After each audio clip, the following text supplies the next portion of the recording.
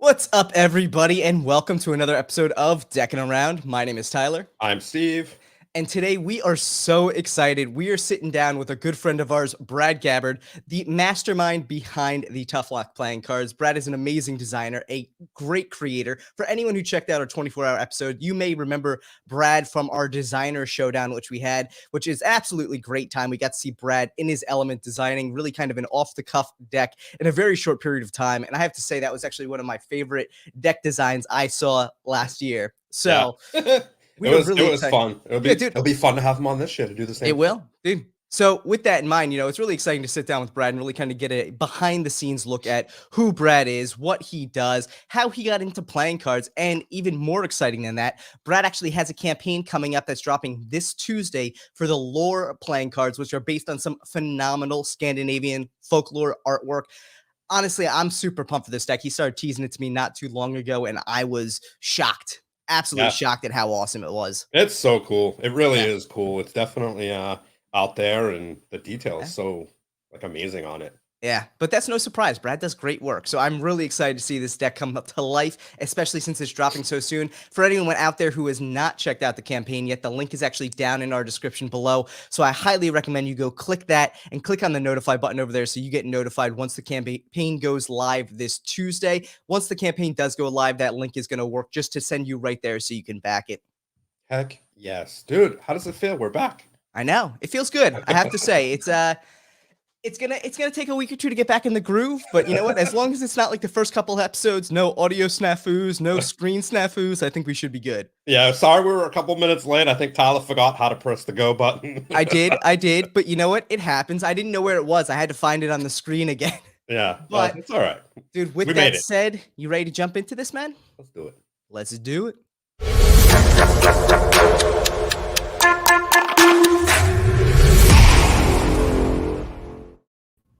What up, Brad? Hey, what's up? Brad Gabbard. What's up, buddy? Steve makes the noise with his mouth, but he's got a button. Yeah, that's what I was thinking. You got soundboards, right? Yeah. Again, Steve clearly just hasn't been on the show for a while, so he's probably been at home. He's been at home for the intro. I was thinking Steve's sitting here probably walking around his house for the past 3 weeks going burr, burr, burr, burr, burr. Dude, you know who does that really well? What is it? Oh, the show Catfish. You know, have you ever seen the show Catfish? I've never watched the show. I know that would probably be like right up your alley. It's so stupid and funny, but it's one of the dumb shows I watch. But Cammy on that does the burr, burr, burr, burr, really good. It sounds like the actual noise. That's crazy. That is crazy. Well, thank you everyone for coming out so far. We are really excited to be sitting down with Brad today. If you haven't already, make sure to like this video and subscribe to the channel. And ring the bell. And Brad, how you doing, man? I'm good. I'm finally back to normal around here. Last time we had you on, you were kind of in the midst of life repairs, we'll call it, just with the hurricane having come through not too long before. So I know your house was under construction. Dude, right after that happened, literally 2 days after that happened, dude had a transformer blow up right in front of his house. Oh, after we moved back in. Yeah, like literally right after we moved back in. 2 days later, the transformer blew up in his house. Yeah, so after the hurricanes last year, we spent we thought we were fine at first and ended up having like moisture in the walls of the house. And it's the house we just built. So we ended up spending the better part of a year, I think a little over a year actually, in a camper in the driveway. So I remember last time I was on, somebody made a comment that it looked like I was in a car or something. So it wasn't far from the truth. Well, now it looks like you're back into a nice, spacious office there. I can see some playing cards in the background, so I know you've kind of gotten yourself set up quite nicely. How's it feel to be back in the house, have a lot of that behind you, and feeling good about it? Oh, it feels good, man. It feels real good. Only thing is, right before moving back in here, my wife and I both had like major work-life changes too. So I kind of had to jump back in the house and go get straight to work, So I hear it all day, every day, though, that, boxes need to be put away. I gotta work. Can't escape that, man. You'll never escape the chores. No, I was literally like, after I logged in backstage, I had to get up and go put up dishes. Oh my god, So, Dude, I'm so bad. Like moving in, I'm the type that I need to do it right away because that's the only fun part of moving is like setting everything up. that's fun to you?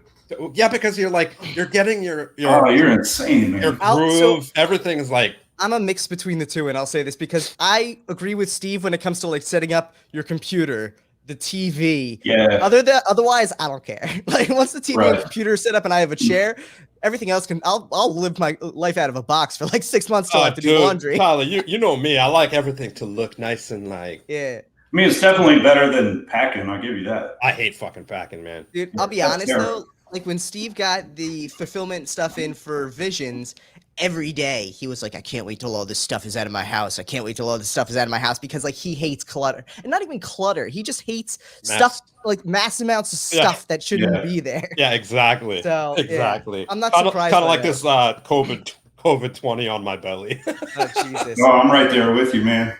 Dude. I'm right there with you because It's called the COVID-19 pounds. yeah, there's that, and then we're in the camper out there. It's really hard to cook.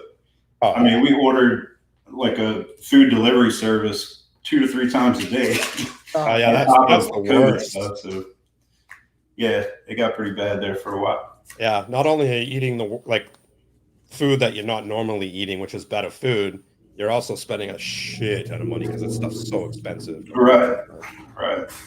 You know what? It's interesting though, because it's a smart business model. There are a ton of people who hate to cook. And if you can charge them like $1 or $2 more, like time wise, you got to figure like that's where it really comes in. It takes so long to cook something. And if people actually have any sort of like time value of money concept, they're going to be like, all right, well, I spend $6 to get this meal, or I spend an hour, which is more than $6 for me to cook it. I'll spend the $6. It's great. But you do fall into that trap where it's like, all right, well, you start out with like a healthy meal service and you're like, all right, this isn't too bad. And then you're like, we did the boxes that come. We did that first. With like all the ingredients already ready to go. But dude, it catches up to you, like no doubt about it. No matter how much, it's like, it's a shame, but at the same time, like with everything else, I think the world in general was stressing on. It was inevitable, you know. But coming out of that stress, we have the lore playing cards, man. I'm excited. So this deck came together like super fast. Like I said, maybe 3 or 4 months ago. I was working full time for an apparel company, an apparel brand based a couple hours from here, and I was working remotely. And so they decided as a company, they wanted no more remote employees. They wanted everybody in house. So they made a couple offers of how we could make that work. And honestly, none of them were going to happen. I'm not driving 2 hours every single day or picking up and moving. So, oh, hell no. Right when it was time to move back into the house here, was when all that happened. And I mean, I had to tell them like, thanks, but no thanks. I think I just want to do cards like full time. Yeah. And I didn't know what my wife was going to say about it. And she jumped right on board. So I was like, let's go. So fast forward 4 months, and I've in that time finished 4 clans, got that out the door, and then I knew I had to get another one out like right away before the slow period, at the end of the year. Yeah. So it was like full speed ahead getting this one done. And I couldn't be happier with it, honestly. Yeah. No, I think it looks great. That tuck box is going to be beautiful too.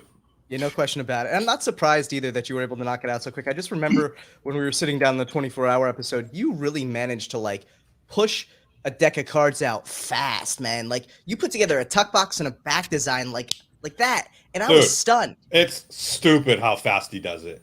There's not very many people that do it faster. Obviously Jackson being one of the fastest freaking designers I've seen out there. But like, I literally sent him a back design for a deck. And I'm like, this is what I need, whatever. Dude, he literally came back with a tuck box in no time at all. Like, and it was dope. I mean, to be honest, I'm not sure that's always the greatest asset. I mean, being fast. I mean, I'm not perfect either. So, nobody's perfect. That's the truth. Had little mistakes, but No, I'm the type that, I mean, they're not all that fast, for sure. Yeah. You know, I mean, when I catch on to something, yeah, I can put it out super fast. When you're in the groove. But and that's how it was with lore. I mean, I knew from the start, the only general idea I had was Scandinavian folklore, and how it's kind of creepy, but like not on the surface, you know, it's kind of like creepy undertones, kind of like the movie Midsummer. You see that last year, I think. Yeah. Oh, the new one or the old one? The new one. Oh, there's like an old one called. Oh, I didn't know that. No, it's like the new one. You know, like everything looks all nice and innocent and sweet, and ends up being like really creepy undertones. Yeah. So I kind of wanted to stick to that, and kind of along the same lines as Tough Luck, where you don't really understand what it is from the tuck box. You know, to me, like I'm always drawn to decks like that, and just anything like that in general. Right. That it's one thing on the surface, but you open it up and you know, it's way more than what you thought. Right. Yeah. I'm waiting for someone to come out with like a terrible tuck box, just a horrible tuck box, and you open it up and the deck is like, oh. You know what? I think that might have already been done depending on your taste, but yeah, I love it. It's possible. But so that's how lore was, and it came together like really fast. Nice. Like the courts, I'd sit down. Each court was like one sitting. Nice.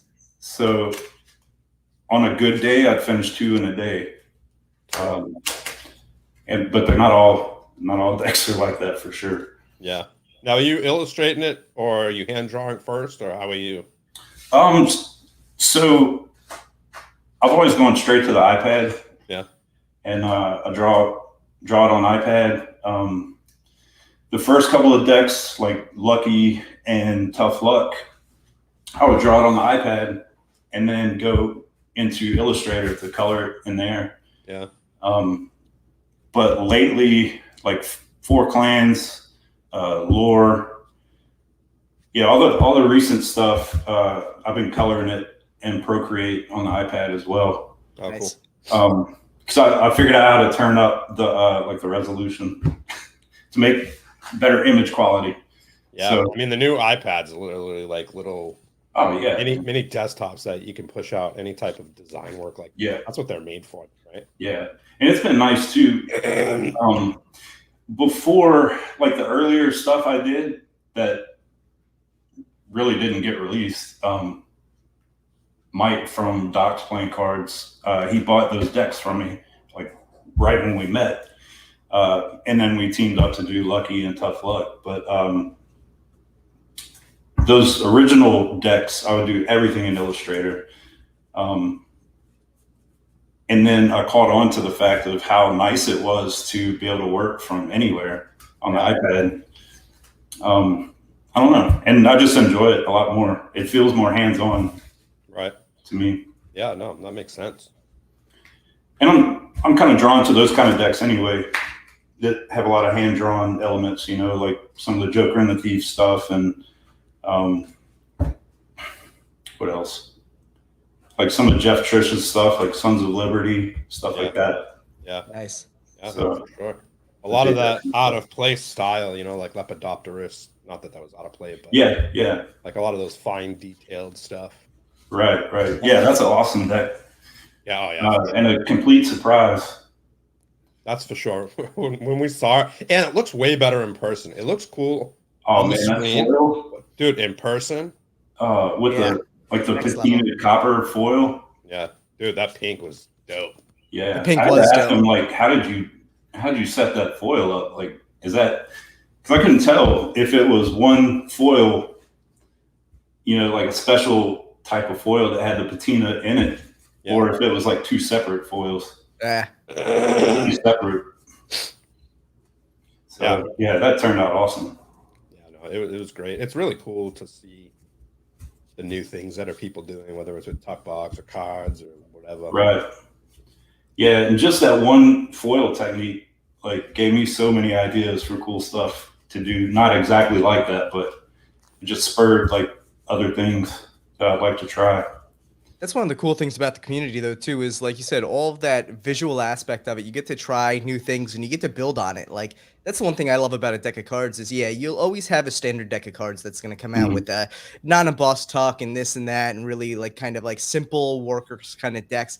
But like the way custom decks have been going the past couple years is just crazy to see. My favorite is when all of a sudden you get a new tuck box and you're like think of like the stuff that Kevin Yu was doing with Card Mafia, all of those, like those tuck boxes were just crazy. Like the fanny ones. Now it's Tempo. Now it's Arc. Yeah, right. Arc coming out with like the ones where you got the little like push, the thumb push, and it pops out the top. Like all this stuff is just so cool to see. And I think, think how long it took to get to the point where people are like, oh man, the tuck box can be just as much a part of the artwork as the deck itself. Oh, it really is too. And that's like, I mean, just from the, I don't know how to say it, from the collector side of me or whatever, and thinking about it like as in a business sense, like that's one of the biggest draws to these things is the packaging. Yeah. One of the easiest ways to stand out, right off the bat. Yeah, no, it's true. And it's kind of funny because it's kind of like this duality, right? You have really cool packaging, and at the same time, you're like, who cares? But do you know what I mean? Because it's like, okay, it's super dope packaging, but why? Yeah. Why are you using that? Or why, it's just there's a love-hate relationship in me with all that stuff. I'm the same way. I look at a fanning tuck and immediately I think like how many acres of rainforest went down to make one tuck box worth of paper. Yeah. Yeah, but, I mean, a lot of it's recycled nowadays. But, yeah. Like, I don't know. That's just the way I think. Yeah, no, I mean, it's kind of the same way. Like, what's the purpose for it? But yeah, I mean, and I guess it's for the next thing, like the next coolest thing. We have people coming out with boxes that light up, but it's so cool. But it's like, what's next? That's the question I'm asking. Those Iron Man boxes are pretty cool, though. The what? The Iron Man. Oh, dude, they're amazing. Yeah, they're. And they just came out with the V2 now. Is it different? Yeah, it's got a different shaping to it. Yeah, it's got a different shaping to the arc reactor in the center. So and it lights up differently, I think. Yeah. I wish something like that instead of doing the V2 Iron Man. Like I wish they would do like all the Avengers. Dude, I mean, had one for each of them. I would hope that they would. The problem is this V2. I mean, even though the box is dope, but the cards are the same thing, just a different color, I think. Yeah, it wasn't. Which is whatever. It is what it is, but the cards on the first one, I mean, they weren't really my taste. Yeah, I mean, they're cool. Yeah, I mean, if you're an Avengers fan, I feel like it's still. I agree. It fell short to me. The tuck box was the whole sell there. That deck you could have put like a plain white back with Iron Man's face on it, and it would have been just as cool as the deck that was in there. Like I think that's where they genuinely fell short. But that's also one of those tough things. It's like, all right, like, do they evolve that project? Do eventually we start seeing cool cards in those, or have they now set the tone for the design throughout? If this becomes a series of more than just Iron Man, have they now set the tone for all of them? Are we going to get, a Captain America? Yeah, there you go. I literally just blanked on every Avenger right there. Yeah. Are we now going to get like a Captain America deck where it has like a black card stock with blue coloring and it's very like monotone and weird like that? I hope not. Yeah. No, I definitely wasn't impressed. That's for sure. But you know what? It's for all the fans out there of Iron Man or any Avenger, it's definitely a must-have. I'm sure some people really like it. Well, and so Dev mentions not what I would normally go for, Dev mentions a good point too, that the V2 is actually printed by TWPCC instead of MPC. So to some people, that's a little bit of an upgrade, or at least it's a variation. I think that's the one thing that I have to say about Riffle Shuffle, Kevin Yu, that whole Card Mafia area is they do always try and evolve. It's not like they're just throwing a different color on or whatever. So the cards are a different stock. So it is, in fact, a reprint of the original. It would have been cool to see the artwork change, but. Oh, I got you. Yeah.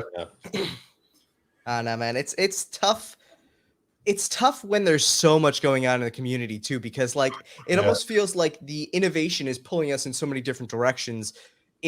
Okay, you have the camp of like awesome top boxes, you have the camp of awesome innovations to cards themselves, whether it be how many, how bright and shiny, or as Steve's like say, how much shimmer can we put on the cards? Mhm. And then we have the other camp too of how good can you make a card feel for a printer that you've never heard of. And I think that's actually Right. one of my favorite camps right now is the idea of let's go find a printer no one's ever heard of, build a relationship with him because that benefits the community long term more so than let's put lights in a tuck box. And Right. let's turn this into a viable printer who those first 1 or 2 decks may be absolute crap. But third deck, fourth deck, fifth deck, you might start getting stuff that feels like NPC linen beta stock, Mhm.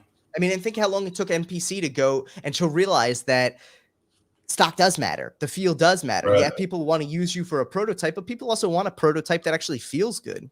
Right. Yeah. Yeah. Or, I mean, a low, I mean, sometimes you have to have a low print run for a little special project or whatever, for a Patreon deck or something like that. And I mean, why do those have to feel like garbage? Yeah. 100% Dude, agreed. I am definitely in the. You know what?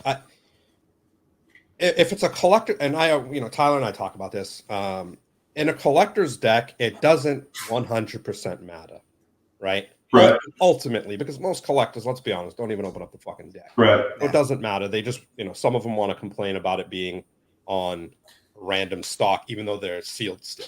And even if they do open it, it's not like they're playing poker or something. They're not trying to shuffle it and They're just fan it looking and at all it. that kind of stuff. Right, Yeah. but me personally, even if it's a collector's deck, I love playing with my cards. Yeah. I love opening up. I don't care if they have foil. I play with my, House of the Rising Spade gilded deck. I play, I like seeing the shimmer in my hand. I like seeing the artwork. I like seeing all that stuff. And I want it to feel good in a fan. Yeah. You know what I mean? Or spreading or whatever it is I'm doing. Oh, for sure. And I think a lot of the smaller print companies have really improved lately too. Yes. Like we spoke about Legends. Oh my God, Legends is killing it too. Oh, yeah. Awesome. I would love to see their books right now because I would not be surprised if they're running super lean right now, putting every dollar they can into research. Like, Mhm. I think that's what their head's at right now. And I think that's great. Like to see them step up and be like, you know what? We want to be a player in this game. We're going to eat some profit this year and the next couple of years and just make killer decks. And they're doing it. I mean, we just saw the Hollow Fontaines printed by Legends. Right. Like that's a win for them. That's a huge win. Whether you're a fan of Fontaines or not, to have a highly recognized brand basically lend some credibility to where your stock is going says a lot. I mean, Steve can't stop raving about the Viper Finish cardistry stock. That thing is amazing. Yeah. Yeah, they're great. That new Viper stock. And the one thing that I love to see about those smaller printers who come up and become like legit players is you're probably still going to be able to go to Legends and get a 100 deck print run. I mean, they have a minimum. I don't know what their minimum is at this point, but they're still going to be able to get smaller print runs. You're going to be able to do split runs. They're going to be much more willing to work with you. And that's really the message there is that they know what a relationship means. I mean, the communication and not to knock any of the big ones, I think there is good communication between, USPCC and clients and Cardamundi and clients, but it's not as personal. And Absolutely. how it goes. I mean, look at Cardamundi. Yes, I love Cardamundi cards. I'm printing lore with Cardamundi, but I mean, if you think about it, playing cards isn't their biggest thing. Like, by far. Yeah.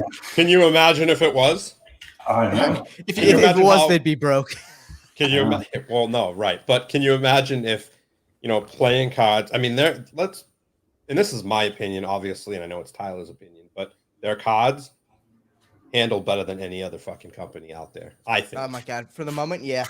Especially with the amount of foil that they can put on a card, and it still handles better than cards that don't have foil.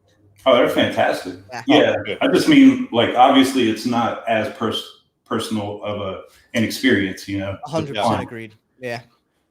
And I think they've done better with that though, because I think and that's the one thing that always excites me about them, is I think they had a lot of feedback being like, hey, we're interested in your decks, but it's tough to work with you because you never respond or you don't respond timely.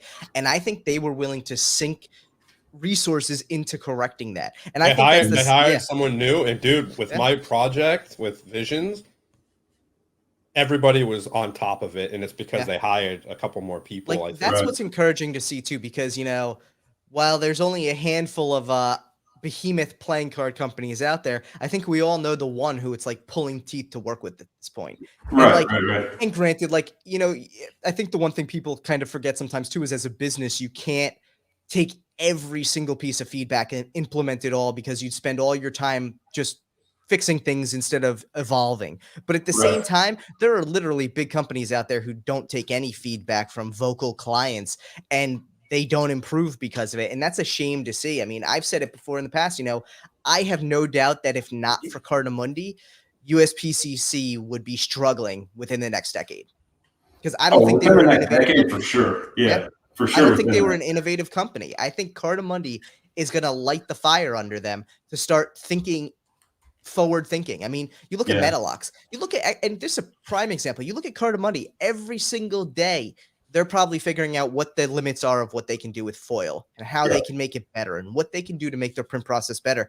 You look at USPCC, Metalux is probably the worst foil you can get out there. It's stupid expensive for what it is. It looks like garbage because they can't get fine detail with it, and they are spending probably no money to make it any better. Yeah, I think they're pretty much happy with the way it is.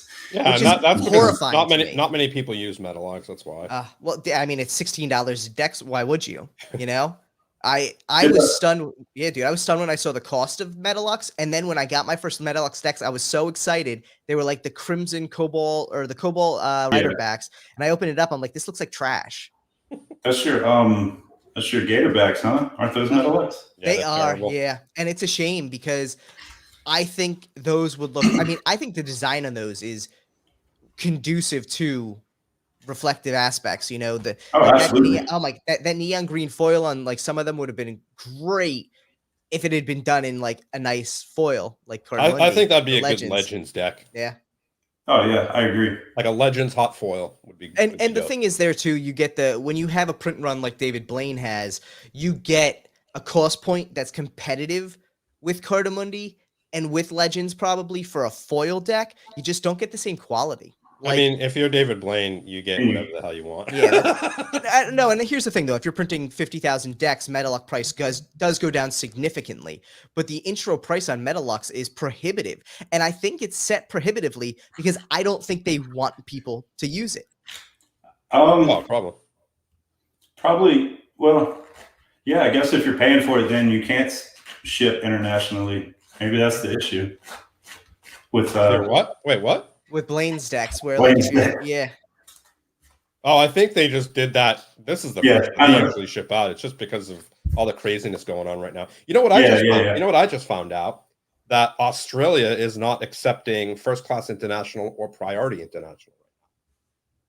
Interesting. Yeah, so they're not. Yeah, so now I've just gotten a couple of Australian orders this week, and I just found out the hard way when I went to go buy a freaking label. Basically anything going that way, like you can't send it with any guarantee of a timeline. Well, unless you go like DHL or UPS. They're not sending it out at all. You got to send it out UPS. You got to send it out FedEx. It's because what they do is the way they do their airlines, Australia isn't letting in any. Delivery flights like that because it's so limited on the flights that they're allowing in. So you have to use. It's a pain in the ass, dude. But if you do UPS, you're fine. But it's more expensive, and then you're going to pay a little fee because UPS charges this stupid ass fee. That's like a brokerage fee.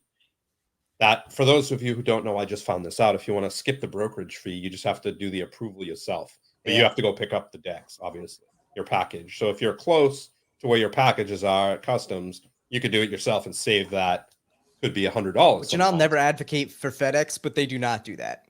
Yeah, which is either good. does DHL. Yeah. So and who knows, maybe that's where UPS makes up a little bit on the international side because they are less expensive to ship internationally, so maybe they make up for it on that aspect, but that's frustrating for sure. International Oh, shipping in general is frustrating for sure. I'm sure any international producer out there knows even shipping to the US is a pain. Like there's Yeah. no easy way for it, but at the same time, like dude, that's going to hurt. Like no shipping to Australia. It's an up and coming area for playing cards. We'll see how that goes. yeah. I mean, it's only temporary, but it's just it just happened right away too. You know, it was literally I was fine 1 week. Next week, a couple orders come in. I'm like, yeah, I got to charge you a little bit more because we can't send it out USPS. Man. That feels like the biggest unknown going into like a Kickstarter campaign. Like not an unknown, but the hardest to judge, like all the shipping costs and all that. Yeah, it's funny because, I mean, obviously right now so many people are like trying to be competitive, right, with their shipping prices. Yeah, and it's like, bro, you could charge less money. I don't care if you lose money. I can't lose that much money on shipping every single order. You know. right. Yeah, especially on the back end like that. Yeah, you know, like, I lose a ton of money on shipping, you know, but it's like shipping's going up. October now they do shipping adjustments towards the holiday seasons now. So October 3rd till like after Christmas, the shipping is going up like 40 cents per package. I can't get into my dislike of the United States Postal Service because I think they're literally the worst run business in the world. Them and USPCC would do great together. Like they both I would have to agree with crash you. and burn. Yeah, I would have to agree with you on the Postal Service. Like man. and it's not and you know I think a lot of people dislike the Postal Service because of the people, you know, and the interactions they've had at the post office and things like that.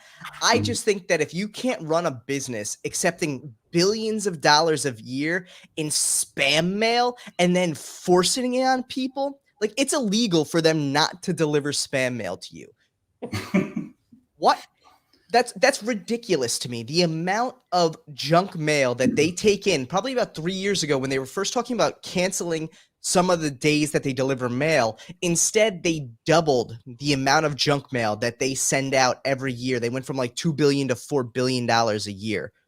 And they still can't figure out how to run efficiently. Like maybe you need to take a look at your books and figure out where you're hemorrhaging money. Who's and stealing then fix it? that. Who's stealing the money? I mean, I don't it's know. crazy. If I had to guess, I would say it might have something to do with like when you look at your tracking information and you see the package pass you up like 3 or 4 times. Yeah. Like a week before you get it. Yeah, it's. I mean, ultimately, I don't know. I don't know what the fix is, but it don't work. I don't know either, but I think my biggest problem there is that I don't think they're looking for the fix. Like, I think they're looking for the quick fix, which is next year we'll probably get 4 times as much junk mail as we usually do. And dude, that's my worst. Like, probably 4 out of the 5 days a week that I check my mail, I'm literally throwing the entirety of my mail in the garbage. Oh yeah, us too. Like, dude, I don't know how many, and this has nothing to do with the post office, but I don't know how many Capital One offer letters I get a week. So here's the other thing about that. Quick tip for anyone out there who gets those Capital One and all those pre-approved credit letters and hates them. You can actually call them and tell them to stop sending them to you. And for 1 year, they are no longer able to send them to you. Mind you, at the end of that year, they can start sending them to you again, which again is just some BS scam. The fact that you can't tell a company to never send you that stuff again is ridiculous. Yeah, but stupid. Yeah, this all gets back into the whole thing with me of like, I'm not sure what junk mail looks like in other countries. I'm really like, I've never, had the opportunity to live in the UK or abroad where I get mail.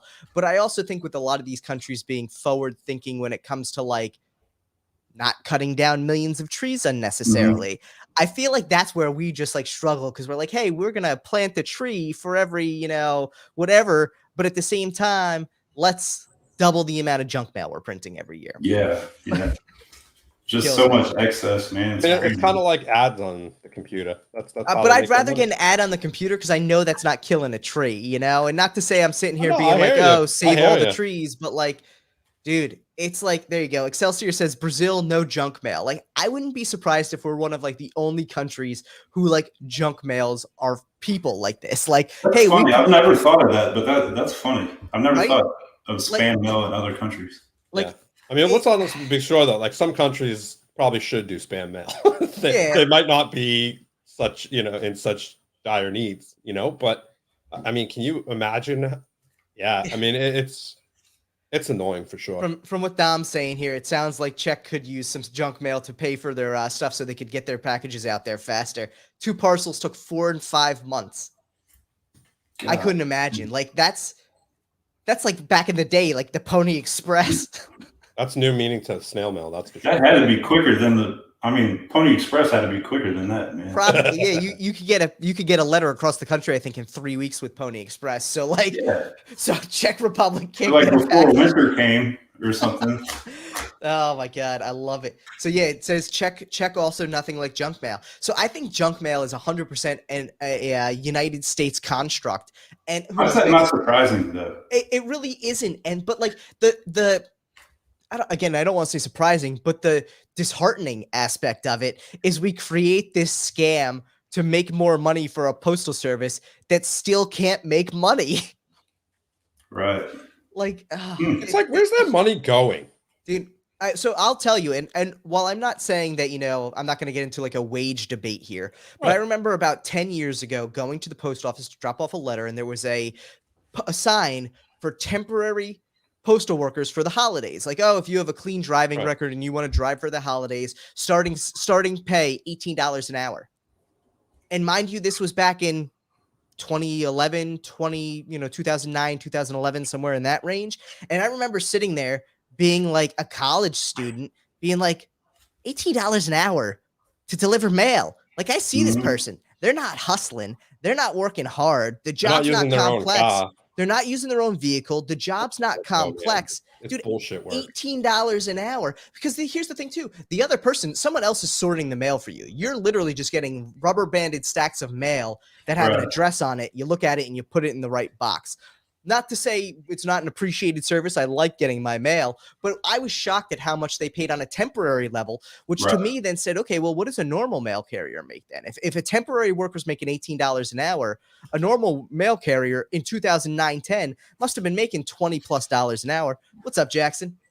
Yeah, they do pretty well. And awesome benefits too. Yeah. I mean, it's government work though. Whenever you work for the government, you make good benefits. And again, like, it's not a wage debate. I think it's great that we want to pay people enough money that they can make a living, but at the same time, like, there are probably mail carriers making more than the communities they deliver mail to. Oh, absolutely. Yeah, absolutely. And that like blew my mind. And not to say again we take money away from the mail carriers, but that opens a whole new can of worms on something else. But I was like, damn, like, I didn't realize they're making that much money delivering mail. Like, why am I going to college? I'll just be a mail carrier. Hey, man. Yeah, we used to live next door to a mail carrier, and yeah, they do fairly well. Yeah, dude, it's hard. It's not labor intensive, but it's not easy work. You want to you work shitty hours. You definitely and you want to walk around to everybody's house dropping off. I would never want to do that job. You could pay me dude. They're always hiring. They're hiring right now, right down the street. And obviously, I go into the post office every day, and I don't have a problem with the post office. I think I've had very good luck with them this year, and the last 2 years while freaking COVID's happened. I've gotten one package lost in 2 years, and bad. It was to Miami, and it's it's not something I think about. I used to have a paper route, in my bike riding around, dropping off papers to dude. I don't want to do that job as an adult. I don't want a paper route as an adult. It's a lot of work. There's a lot of houses. There's a lot of, no thanks, man. $18 an hour. You couldn't pay me that $18 an hour to do that job. I'm sorry. I was just picturing you as a grown man riding a paper route, throwing papers. I mean, that's what a mailman is, right? It's a paper route. Yeah.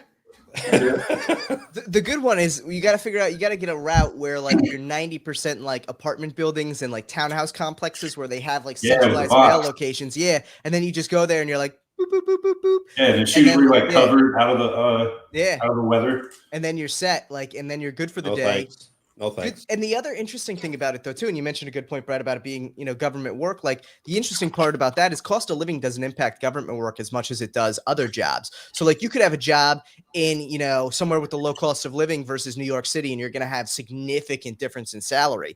But a government, entry level position with the post office is going to pay the same amount of money no matter where you are. Maybe a couple cents here and there different, but it's a minimal fluctuation. So, if you're a postal worker who's been doing it for 30 years, living in somewhere that doesn't have a high cost of living, you're living like a king, which is great. Yeah, absolutely. I spent, I think 12 years in the Army, and the last 6 or so years of it, I was on the full-time staff, like office admin gig. And so it was actually for the National Guard, but like a full-time job. And so we got all the active duty benefits, but like you're saying, like the living expenses and stuff, and even from like the allowance that I would get compared to a friend of mine an hour down the road, I mean, it's like huge differences in living expenses. So it all goes by like population of where you live and stuff like that. Yeah, it's so interesting. I think we were talking about it actually. Tyler and I were talking about it. And basically, like if you have a job in, Puerto Rico or Portugal or wherever, Switzerland, doesn't matter, and you have the same exact job living in LA, but you're remote, right? Say your company's in New York. You have the same exact job, you're going to get different pay if you live in LA or if you live in Portugal. It doesn't matter if you're doing the same job where someone might be getting 120K to do that job. Someone could be getting like 30. Yeah. And another person be getting 30, which is total horse crap. Right. Yeah. And then along with it would be allowances for like dependents and stuff. So you could be doing the same job as the guy next to you, but you have more kids. So you're making like way more than he is. Yeah. And it's all like relative, but well, it's relative, but it's also controlled by the company, right? And that's why offer letters and negotiations during interviews and all that crap. Yeah, it's definitely a different world, like getting paid by the government. Yeah, for sure. But what the funny thing is, I've seen a documentary on like workplace etiquette, right? And in the whole workplace created this. Don't tell your neighbor, meaning the person that you work next to, how much you get paid per year. And it's the reason why they formed this is so the workers aren't noticing that they're all getting paid different money for the same job. I'm sure they're all different. Yeah. So it's like they created this big thing that we all abide by now. When if you look online for different things, around talking about your salary or whatever, they say the best thing to do in a work environment is talk about your salary. That way it creates more of a standard balance. Yeah, it creates a standard. Yeah. Well, and I'll be honest too, and I'll say I am a firm believer that not everyone's going to make the same amount of money, because you're going to have people who are just better at their job. You're going to have people who are more motivated by money. You're going to have all of this, but it also leads to more honest conversations with the company and the employees, where an employee may go, "Hey, I know I know blah blah blah is making this much money, and I'm making this much money. Why?" And the company can come back and say, "Hey, we'll be honest with you. You do not perform. No, you don't perform at that. Hopefully no company ever comes to you and says you suck, because the next words out of their mouth are you're fired."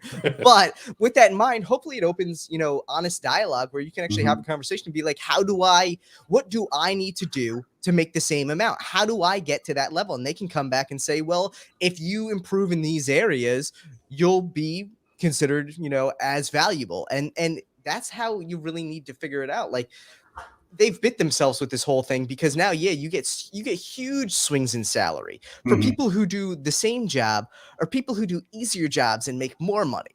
And people are so afraid to talk about it. Companies still push that. I mean, I've seen private companies who are like, you'll get called by HR if you talk about your salary. They'll be like, "Hey, this violates your employment contract." And you're like, "What?" So that's crazy. Weird. And it is weird. I think just business in general, like, I'm not some business wizard or anything by any means. I don't know shit, but Oh, the Blizzard. Yeah, the Blizzard. But I don't know. I just feel like transparency is like so important. Like you said, just for that open communication between even the employer and the employee. Yeah. And it's true, like across so many industries too. Like I've seen it reminded me when you were talking about it, I've seen with like the freelance design community. There's always discussions about like rates. What do you charge for this? What do you charge for this? And some people are hesitant to talk about it, you know? And there's another camp that pushes like transparency, like everybody should make this known.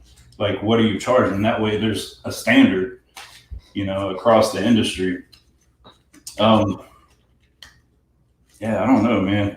It's funny because it's like, I mean, in a corporate environment, it could have negative effects too. That's how people gain like this resentment towards other people. They're like, oh, in their eyes, they're like, this person doesn't work as much as I do, and fuck them, they make more money than me. So it creates that environment. But that's good though. You want that. I'll be honest, you want that because then you force people to look at themselves and be like, well, do I really work harder than them? Why don't I? And then you start that's the conversation. That's how a person who understands like logic, you know, that's a logical person and someone who can see that they're not working up to par as another person. But most people aren't like that. Most people are like, fuck them, they make more money than I do. What the F? You know, so it's like, yeah, I don't know. And when it comes to like kind of a generic all across the board pricing for like say designers or whatever, you know, it's the same in the photography world. You have some photographers that shoot an 8-hour wedding for $1,200.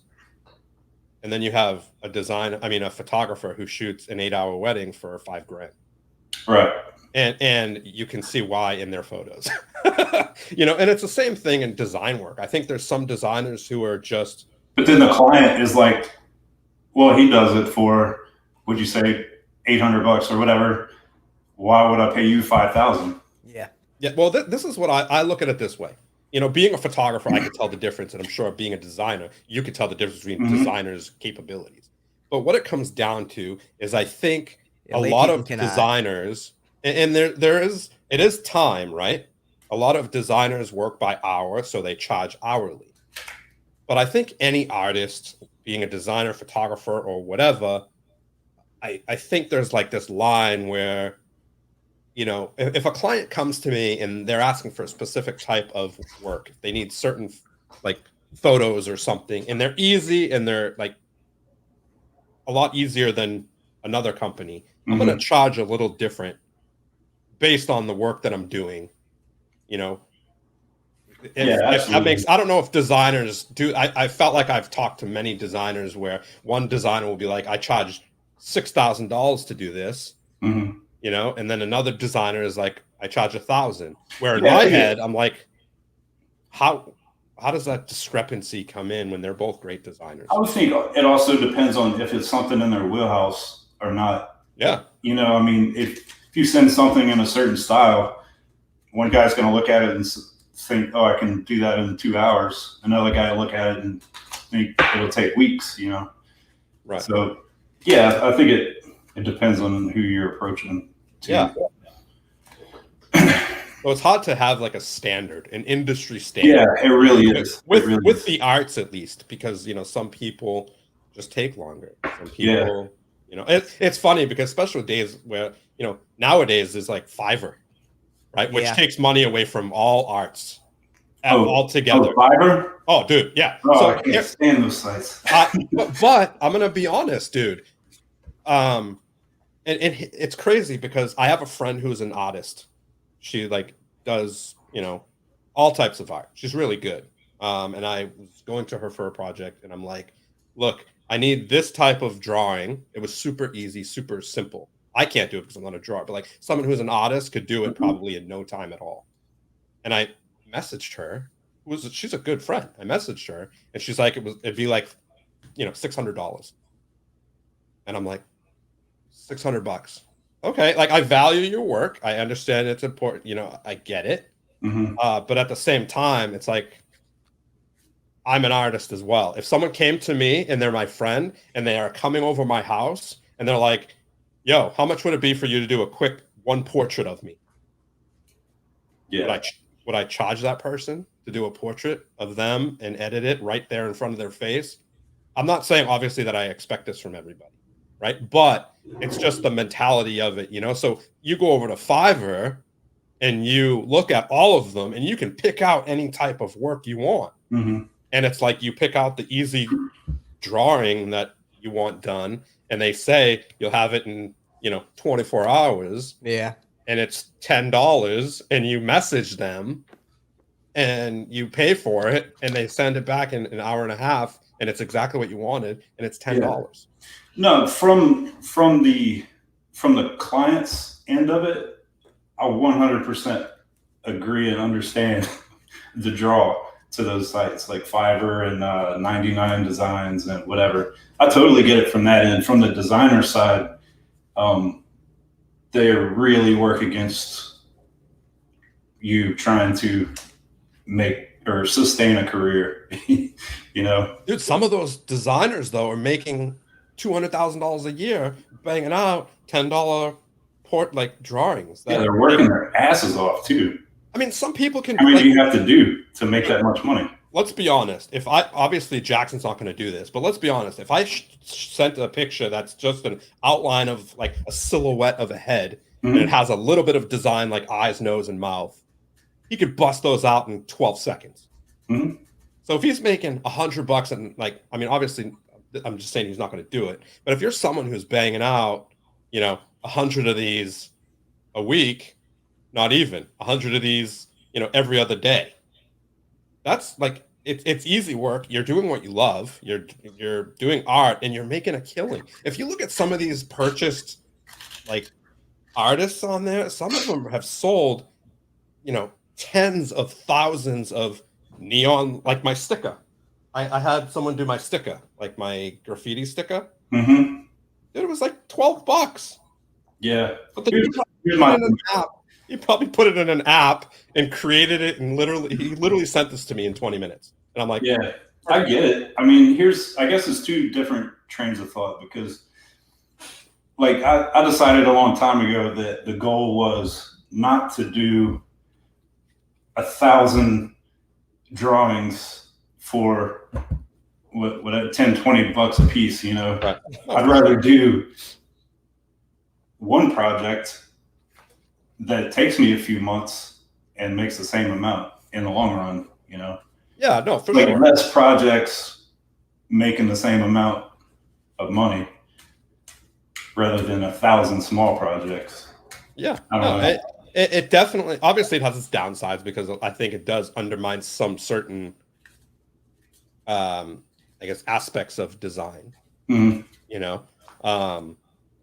but it's great for some things, when you need something quick and easy. They have their use and their purpose. Yeah, like even not graphic. I mean, I guess photo manipulators, maybe. Yeah, they do. Yeah, they have all kinds of stuff on there. Like people in Photoshop who like fire out crazy edits. Yeah. Yeah, they do that I guess you have the ones that are really in depth that charge a lot of money to do those edits, I guess. I don't know. Yeah, it's crazy. I mean, I don't do those crazy edits anyway on Photoshop. I'm pretty straight, but it's it's there's pros and cons to all of it, right? But it does, I think, create some type of huge gap in these communities. In the design community, you have, prices that are all over the place, and I think a lot of people nowadays is like you said, well, I can get it right here for $12, whether it's on Fiverr or not. I can get it for $12. Why are you charging $300 for? So it's definitely interesting, the dynamics between the two. Yeah, like what was the there's an old story about, it was like Picasso, I think it was Picasso.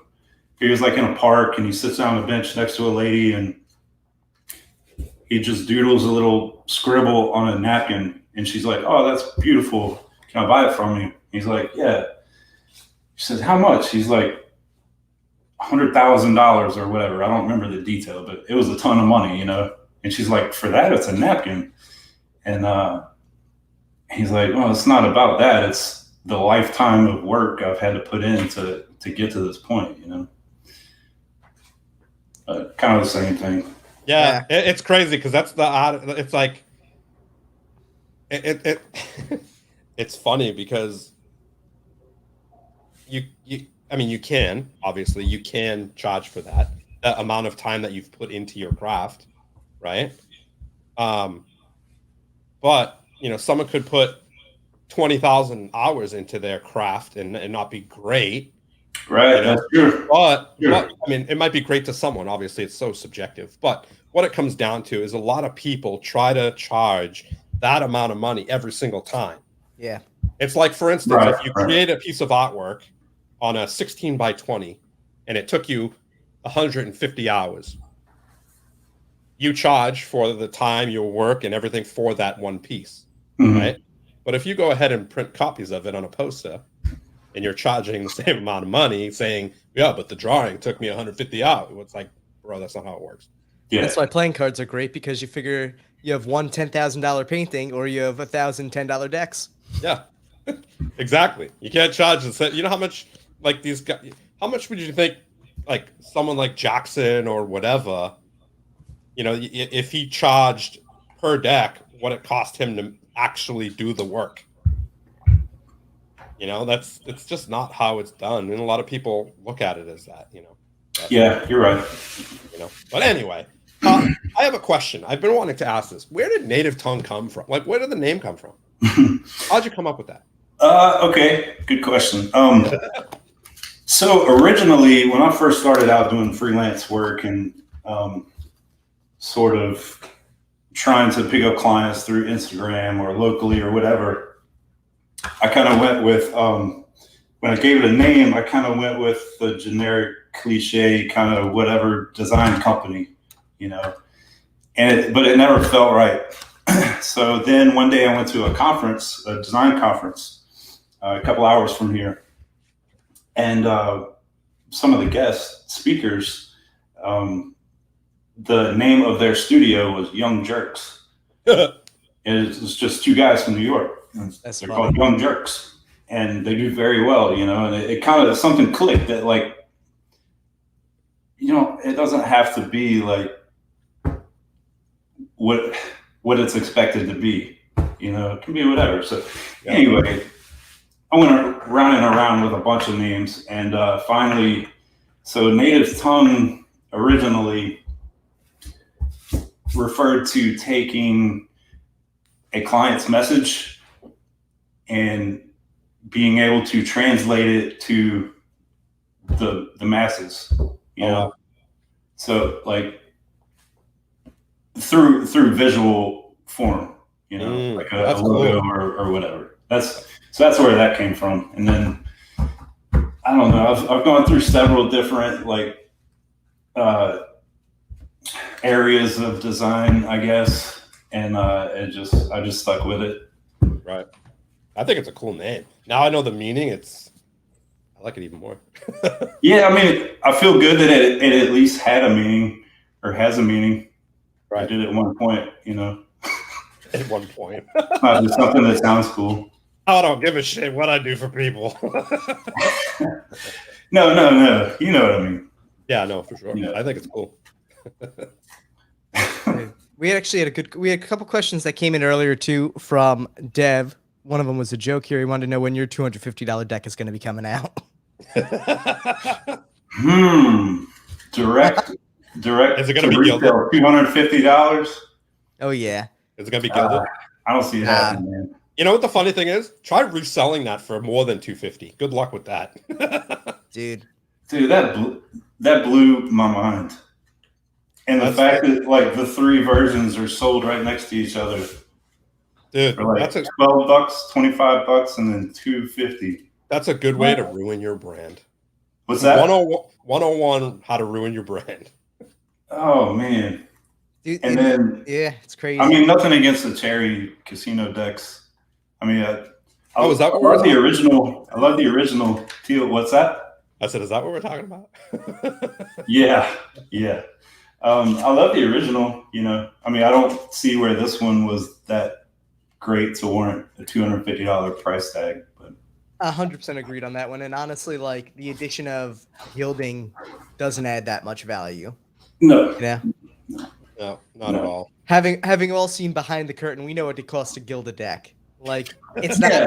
it's not nothing. It's not nothing when you actually look at the margin on a deck. It's not nothing, but it surely does not justify that sort of price increase. Absolutely. You know what? No. I always use Jackson as like a standard. It's Mhm. like Jackson came out with the Federal 52s, right? And I mean, not the the legal tenders. He came out with I can't even remember all his freaking money decks, but he came out with the legal tenders, fully foiled.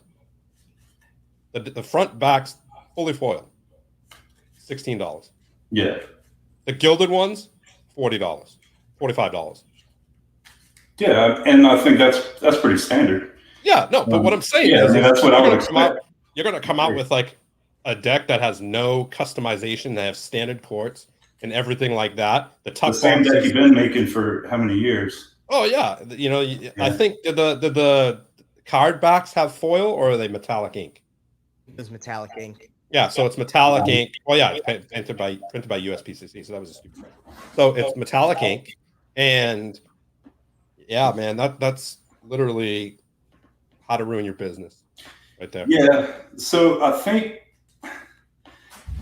that's where I kind of differ from some people in the industry or in the community, at least, on stuff like that. Is like, yeah, yes, I collect as well.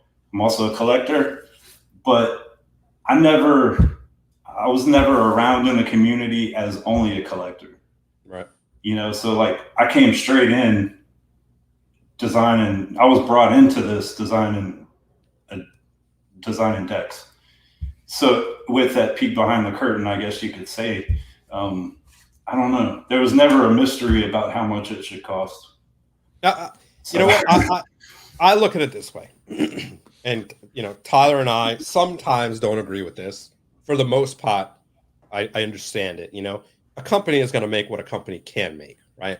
Mm-hmm. Everybody just wants to make money for their work, you know. And if you know, we have some companies doing money grabs, we call them, and stuff like that. But what it comes down to is we're all trying to make a living, Mm-hmm. you know. And there's two sides of the story.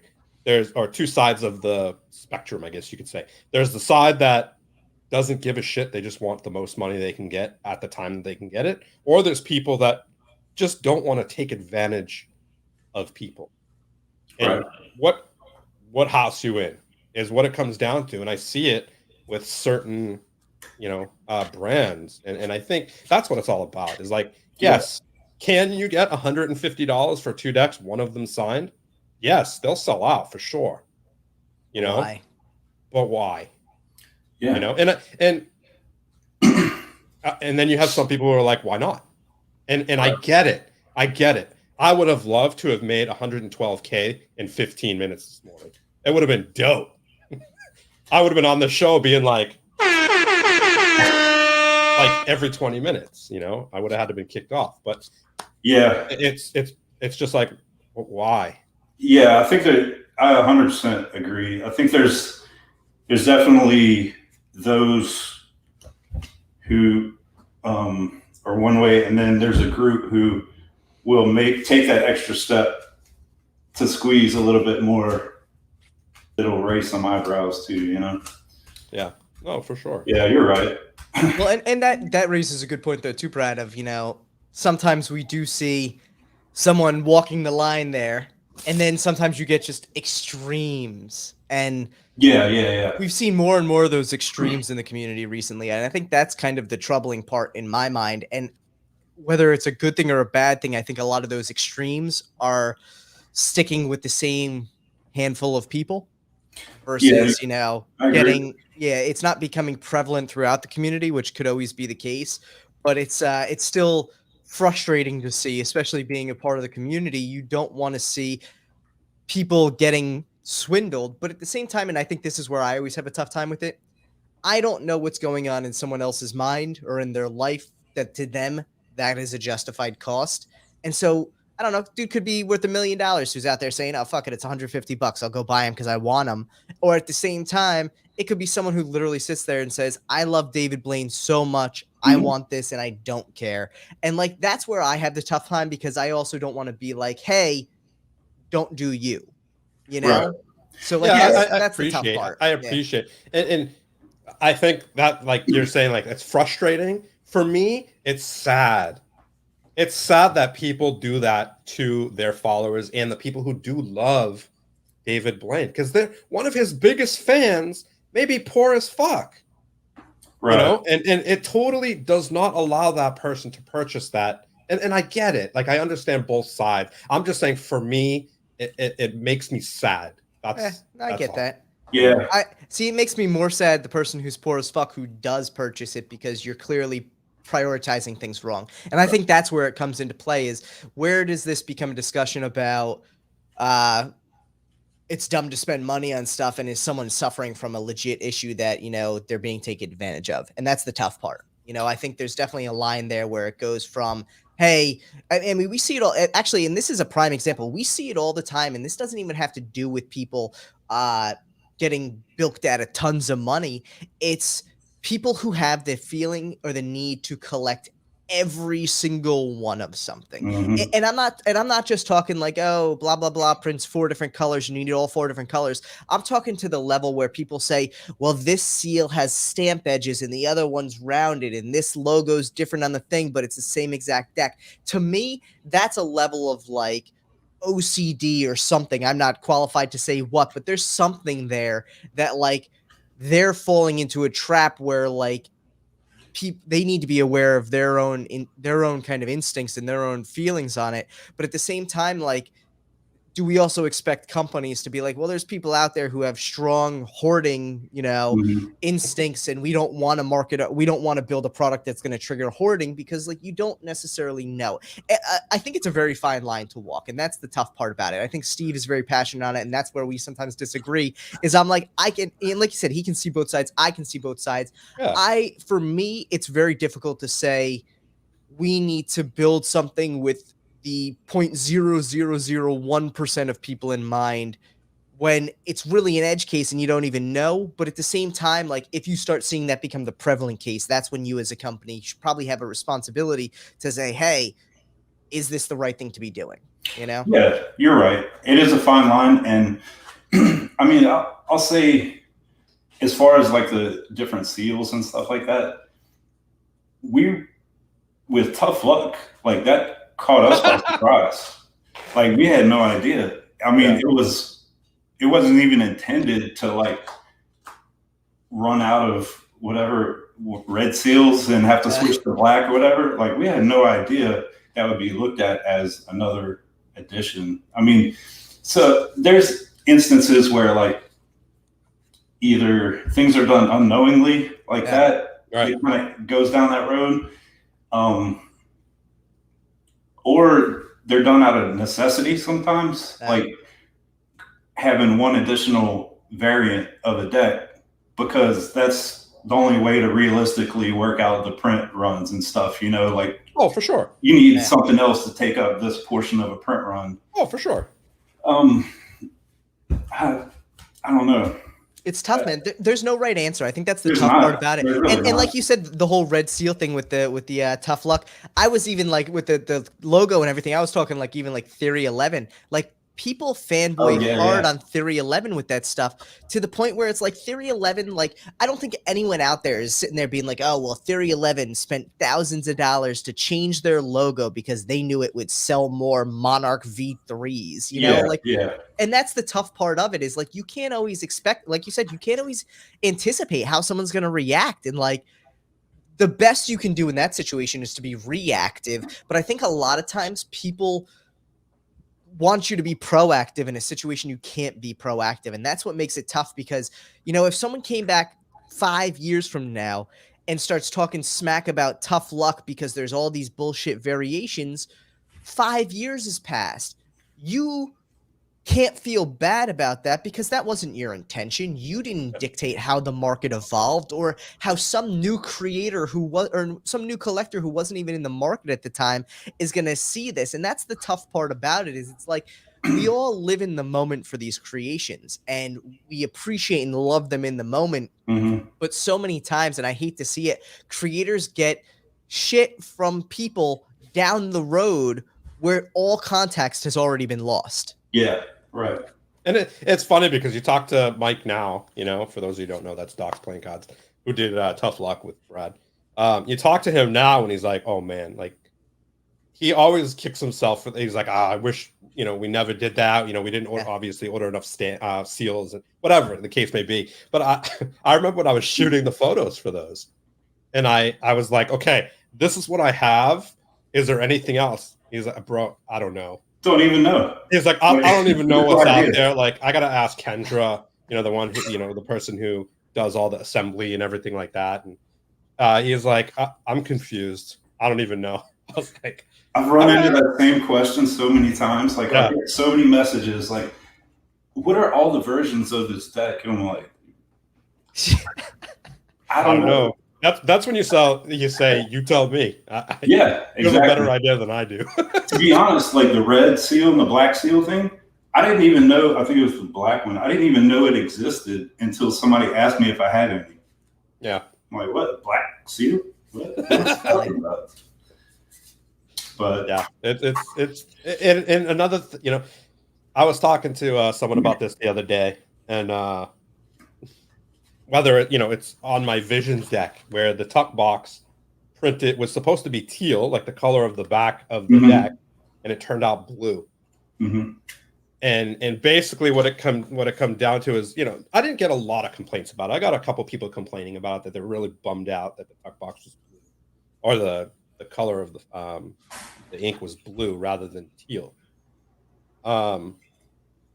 And you know, most people like it actually better than the teal color that, you know, they saw in the renders. You know, right. That's why all these creators in their campaigns, right? Colors may vary when printed. Colors, you know, are so. I mean, I'm sure you know these colors are so tough. And the people that are always complaining are the people that have never done a campaign and understand how things print or how they don't print. Yeah. You know, it's like, and I didn't know this until, you know, we printed my decks, is when you're designing a deck and you're putting a certain percentage in of color on a specific layer, it's going to print totally different, obviously. Right.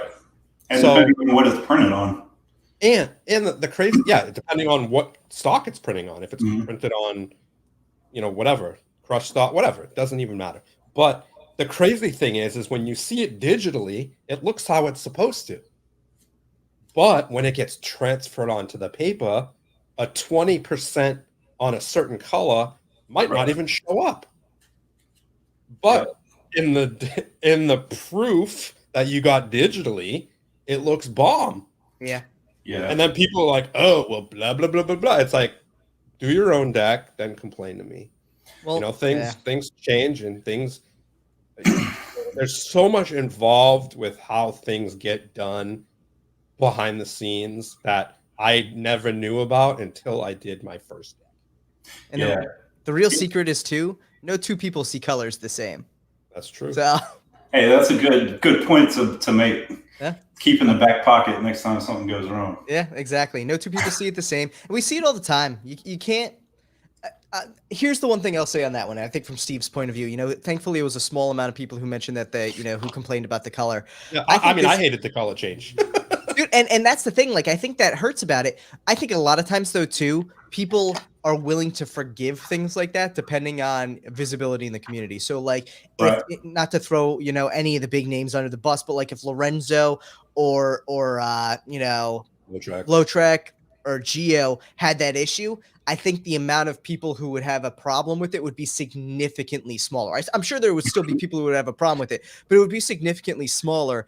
And I think that from that point of view, it's like we have like selective forgiveness or selective like understanding. And it's a bummer because like, dude, like I'm sure if it People happens still with, like R. Kelly, bro. I hate that. I hate that response. It's the most disgusting response ever. It We're is, gonna, but we're gonna people get still Steve love R. to, Kelly. we're gonna get Steve to retire that one eventually. But no, and I think from that point of view, it's one of those things where it's like, dude, you can't control every aspect of a print run, just like you can't control every aspect of life. You can't control every aspect of anything. Sometimes things don't work out perfect. And if it wasn't the color on the Visions deck that went wrong, I'm sure somewhere in there a line was shifted a little bit. So it's just how easily visible is the difference that's really there, and how willing are people to do with it. And I think from that point of view, it's just like, I don't want to say like, oh, you get what you get, but like, yeah, we have to be understanding, you know, as a community and as people, we have to be understanding that you're never going to get exactly what you see in a fake picture. Let's put it out there. A render is a fake picture. Yeah. I mean, the funny thing is it's perfect for the deck, because what this deck stands for, if anybody takes a minute who got it and looks at the ad card, like the extra card that we put in, you know, with the legend on it, and it shows all these different emotions that we go through. It's all about imperfection, but it's all perfect. You know, I bet you that you can find things wrong other than the registration on USPCC deck, but you can find things wrong if you really look or really knew on everybody's decks. You know, even low treks. I mean, Tyler and I have found a couple errors on low trek decks that have been printed and stuff like that. I mean, anyone who's gotten a low trek deck's probably gotten an error deck from him and had him have to send you some cards in the mail. But bro, it's worth more that way. I mean, I would bet from a design standpoint, I mean, I would bet probably 100% of designers of decks out there look at their own decks and could point out a dozen mistakes at least. Oh, for sure. That they would change, you know? Yeah. So, I mean, you're always going to have somebody. Yeah, I mean, about something. How many times, like, I would throw my files to Tyler. I would throw my files to Matt, you know, Bayou playing cards. I would, you know, my girlfriend, my fiance now, my fiance would see them. You know, Leslie would look at them. Good timing. And we all would see them. You know, Liz, Matt's wife, would look at them, and she's an editor, and she eyes like a hawk. And it's like, we had so many people look at this stuff, right? As well as the designer, Christian. And it's like, you still miss stuff, yeah. Even after that, we print out the prototype and we get it, and I'm like, how did 6 of us miss this? This needs to be changed. That's just how it works. And you're gonna miss something in the final print version, whether you like it or not. Yeah, humans are fallible. Especially when you start getting into like fully custom courts and decks and stuff. I mean, it's just adding more opportunities to screw up, I think. And I'm sure there's hidden. I'm sure after 100 years, there's probably hidden mistakes in the standard courts from USPCC or ARCO courts, where the original, where the original designers, like, I mean, those courts are rough, man. Dude, the whole court is a mistake. That's the cool thing about it. But what I'm saying though is, I'm sure the designer who originally created those probably looked at them and was like, ugh, oh well, whatever. And like, that's part of it. You know, you got to realize that nothing's ever perfect. Nothing's ever perfect, but that's okay. With that being said, we're going to talk about a fun topic here that I know Steve hates. I don't want to say hates. Steve is not about cats, bro. We're not going to talk about cats. There's some cats here. I can get some cats. I don't want to talk about cats. I mean, maybe in the after show, just to make Steve feel uncomfortable. But one of the big things that your design work has always been known for is your inclusion of skulls. Oh, skulls. We're going to talk about skulls now. I forget Steve has a thing. I know. I don't know why he has. You didn't know that Brad put a skull in my New Prophets deck? He hid it for me to try to find. So Dev wanted to know: do you love making skeleton and monster decks? You know, on that note, I'll go off on a little tangent here with a story. Whenever we did Tough Luck, whenever Mike and I did Tough Luck, he had sent out some advanced decks to certain people for pictures, review, whatever, you know, promotional stuff. And he had sent some to Jeremy Griffith. And I didn't even know about it at the time. So I'm getting a haircut one day and my phone rings and I look. I had never spoken to Jeremy once, you know. Nicest guy. And not even on Messenger or nothing. and my phone rings while I'm getting a haircut. I look, and it's like, caller ID says Jeremy Griffith. I'm like, surely, like, he pushed the wrong button, you know? Like, surely he's not calling me for something in the middle of Jeremy must keep you next to David Blaine in his speed dial. I guess, man. I guess. Because I do that too. Like, I'll hit the FaceTime video button on accident or something, video call. That's funny. And so at first, like, I hung up because I'm like, surely hit the wrong button, you know? Well, later on. Dude, you hung up on Jeremy Griffith? Yeah. Well, he sent a message afterwards, just like, hey, I just wanted to chat with you about Tough Luck. Okay. So I called him back when I got home. And did you take a shower and get all dressed up to talk to him? No, but basically, what he wanted to call and say how much he liked the deck, which was awesome. Like, super nice guy, you know, like, who does that? But he made a comment about how much personality it has, like in the courts and stuff, you know, and that kind of stuck with me. And that's sort of what I've tried to stick to moving forward, as an overall goal for all the decks, is just make sure they have a lot of personality, you know, like, they're fun. There's lots of stuff like hidden in the courts. I like doing that. So monsters, what was the other one in the question? Skeletons? Skulls and monsters. It's just, they're fun. I don't know. It interests me, you know? No, I hear you. I mean, what's like, okay, you're going to go to the theater and watch a movie. I mean, like, a good scary movie, that's like the most bang for your buck at the theater, I think, you know? Hard to get a good scary movie, though. It's very hard, yeah. Anyway, so those kinds of themes are just like kind of right up my alley. I just have fun with them. Yeah, that's cool.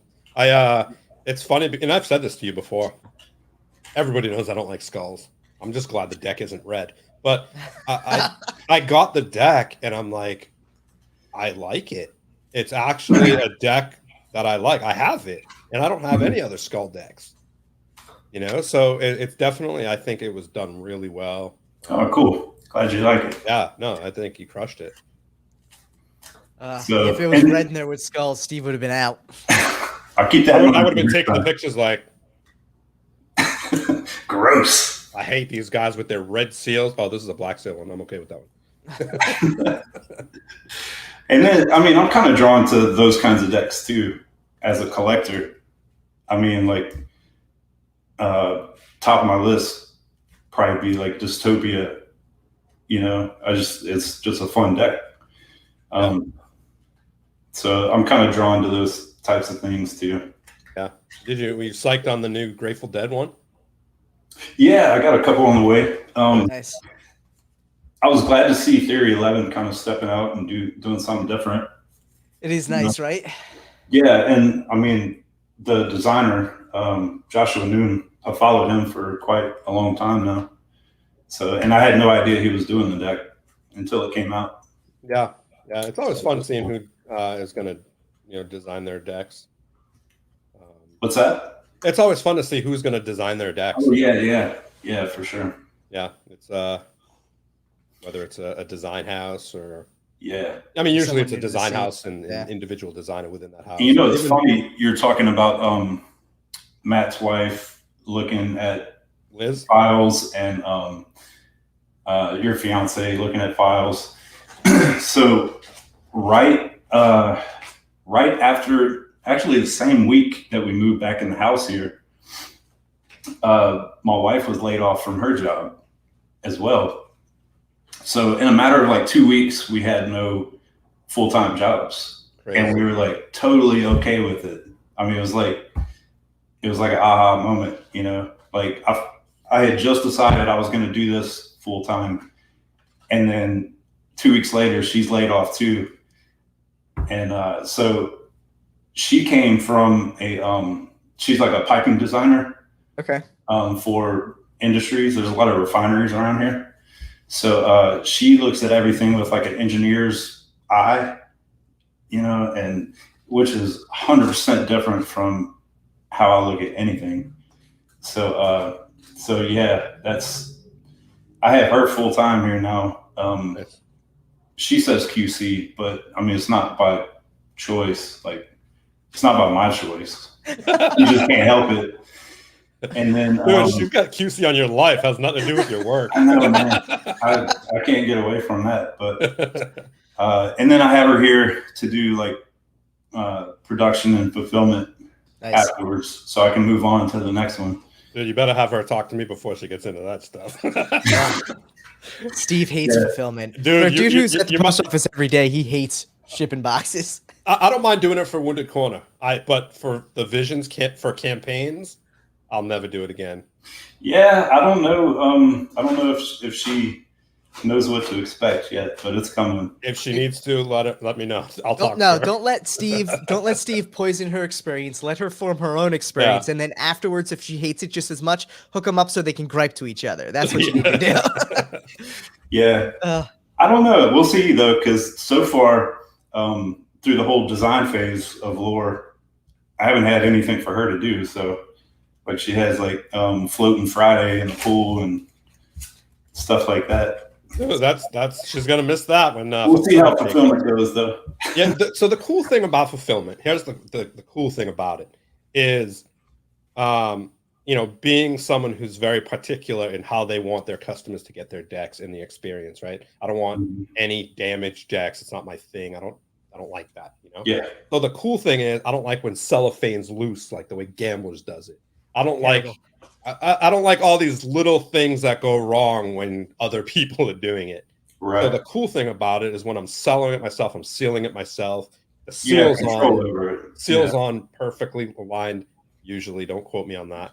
But the cellophane is super tight, and it's in a sleeve, and you're gonna get it undamaged. And that's the cool thing about doing your own fulfillment is it's touch from you from A to Z.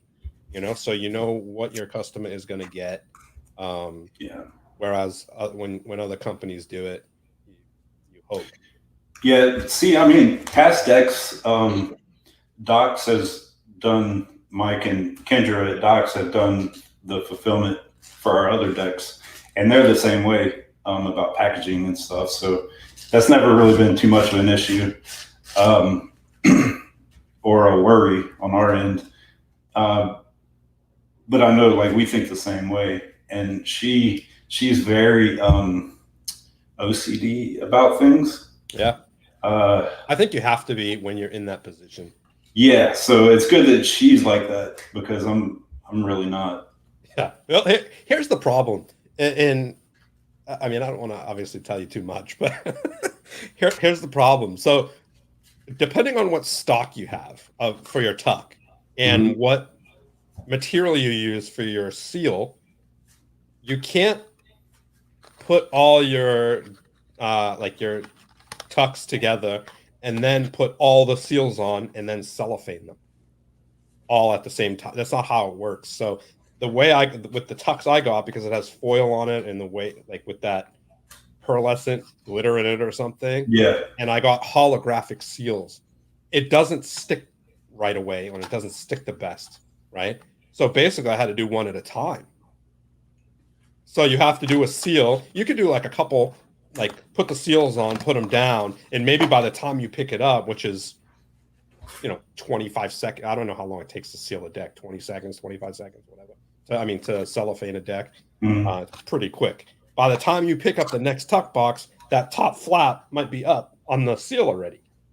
So it's like, it's not like I can have Leslie seal out 150 decks before I sell them, because by the time I get them to seal, dude, so it's like, it's not, it's not really efficient, let's say.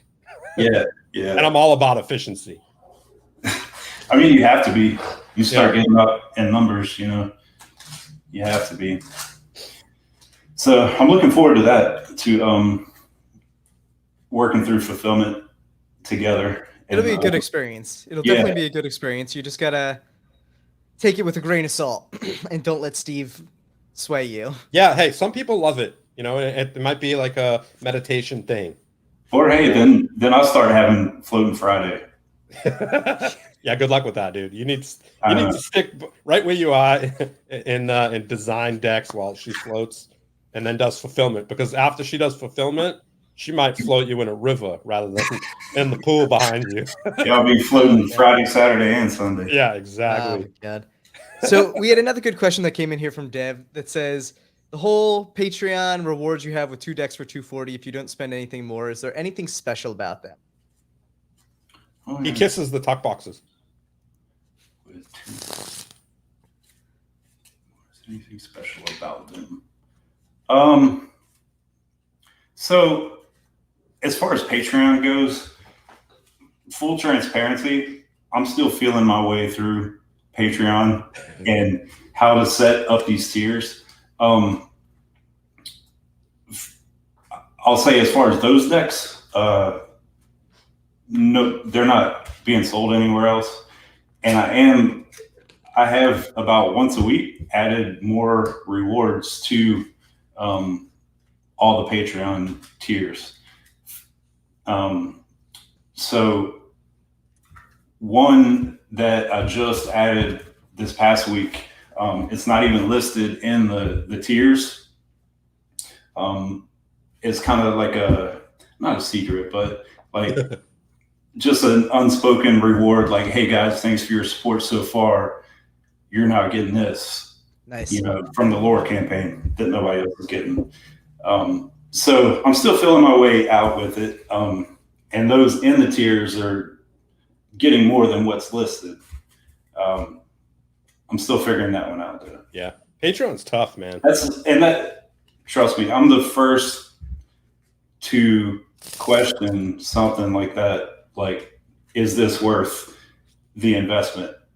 Like, I'm right there with you. I'm figuring it out as I go and adding to the tiers. Yeah, there's definitely two sides of that coin too. And Tyler and I have talked about. I mean, I hate how I say that. Tyler and I have talked about. Well, obviously we talk about everything, but it's Yes. like, Steve and I talk too much. Not yeah. Hey, but there's definitely two sides of that. It's like, is what I'm getting worth it for the value? It's value based. On the other side, it's like it doesn't matter because I'm supporting the creator that I like.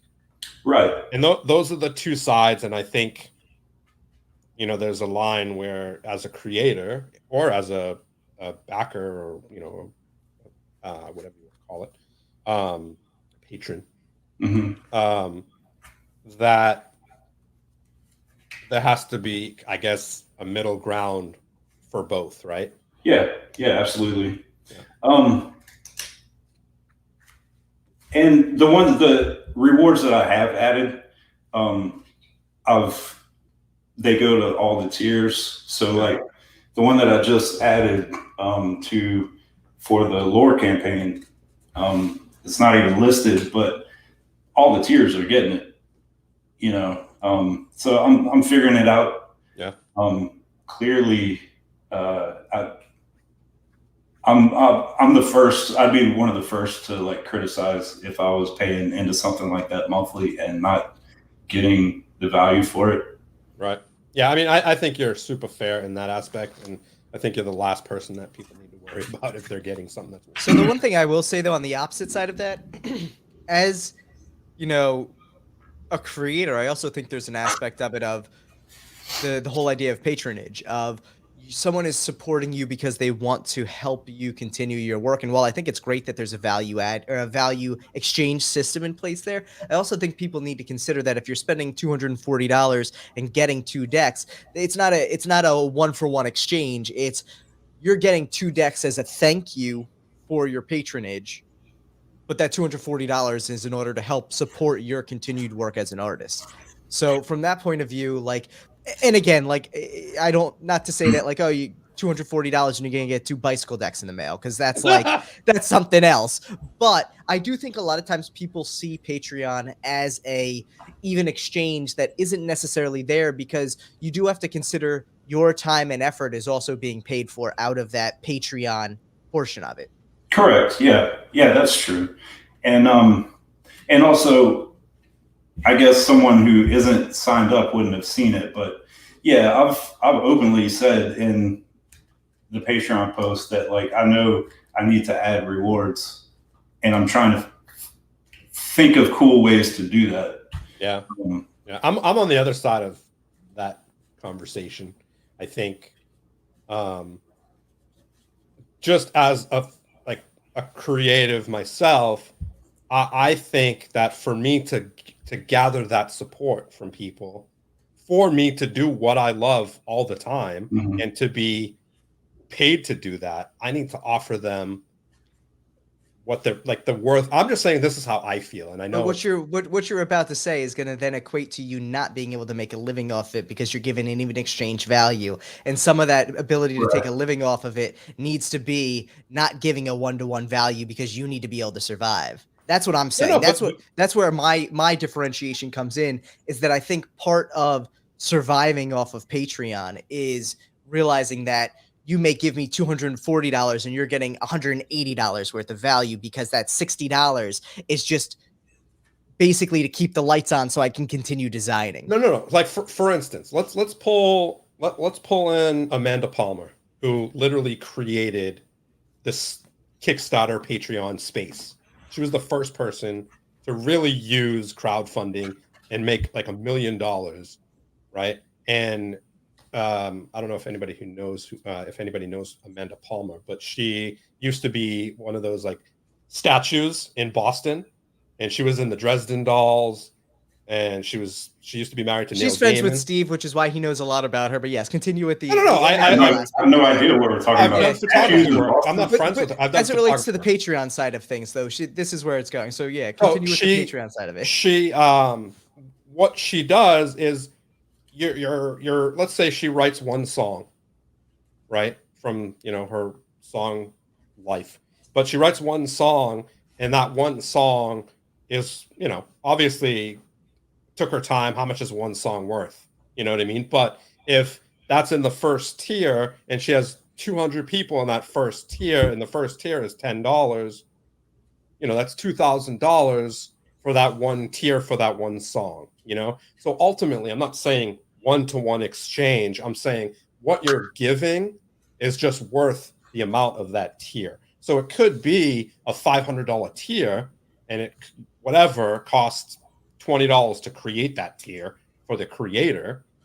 It's just the value that patron is getting is worth the money they're putting. And I 100% disagree, because I think that defeats the purpose of being a patron of someone. If you the idea behind Patreon and the bare bones psychological aspect of it is you believe in someone's work and you want to give back to them to help support their continued creation. Getting something for it is just a nice added bonus. And so with the added tiers, that's where that tit for tat comes in. But that's also why you see a lot of times on Patreon, someone has a $1 or a $3 or a $5 tier where you get nothing. And those are usually the highest subscribed to tiers, because I think at the end of the day, like, you shouldn't have an expectation to get something other than the continued appreciation of that person's work, No, and I look at it this way.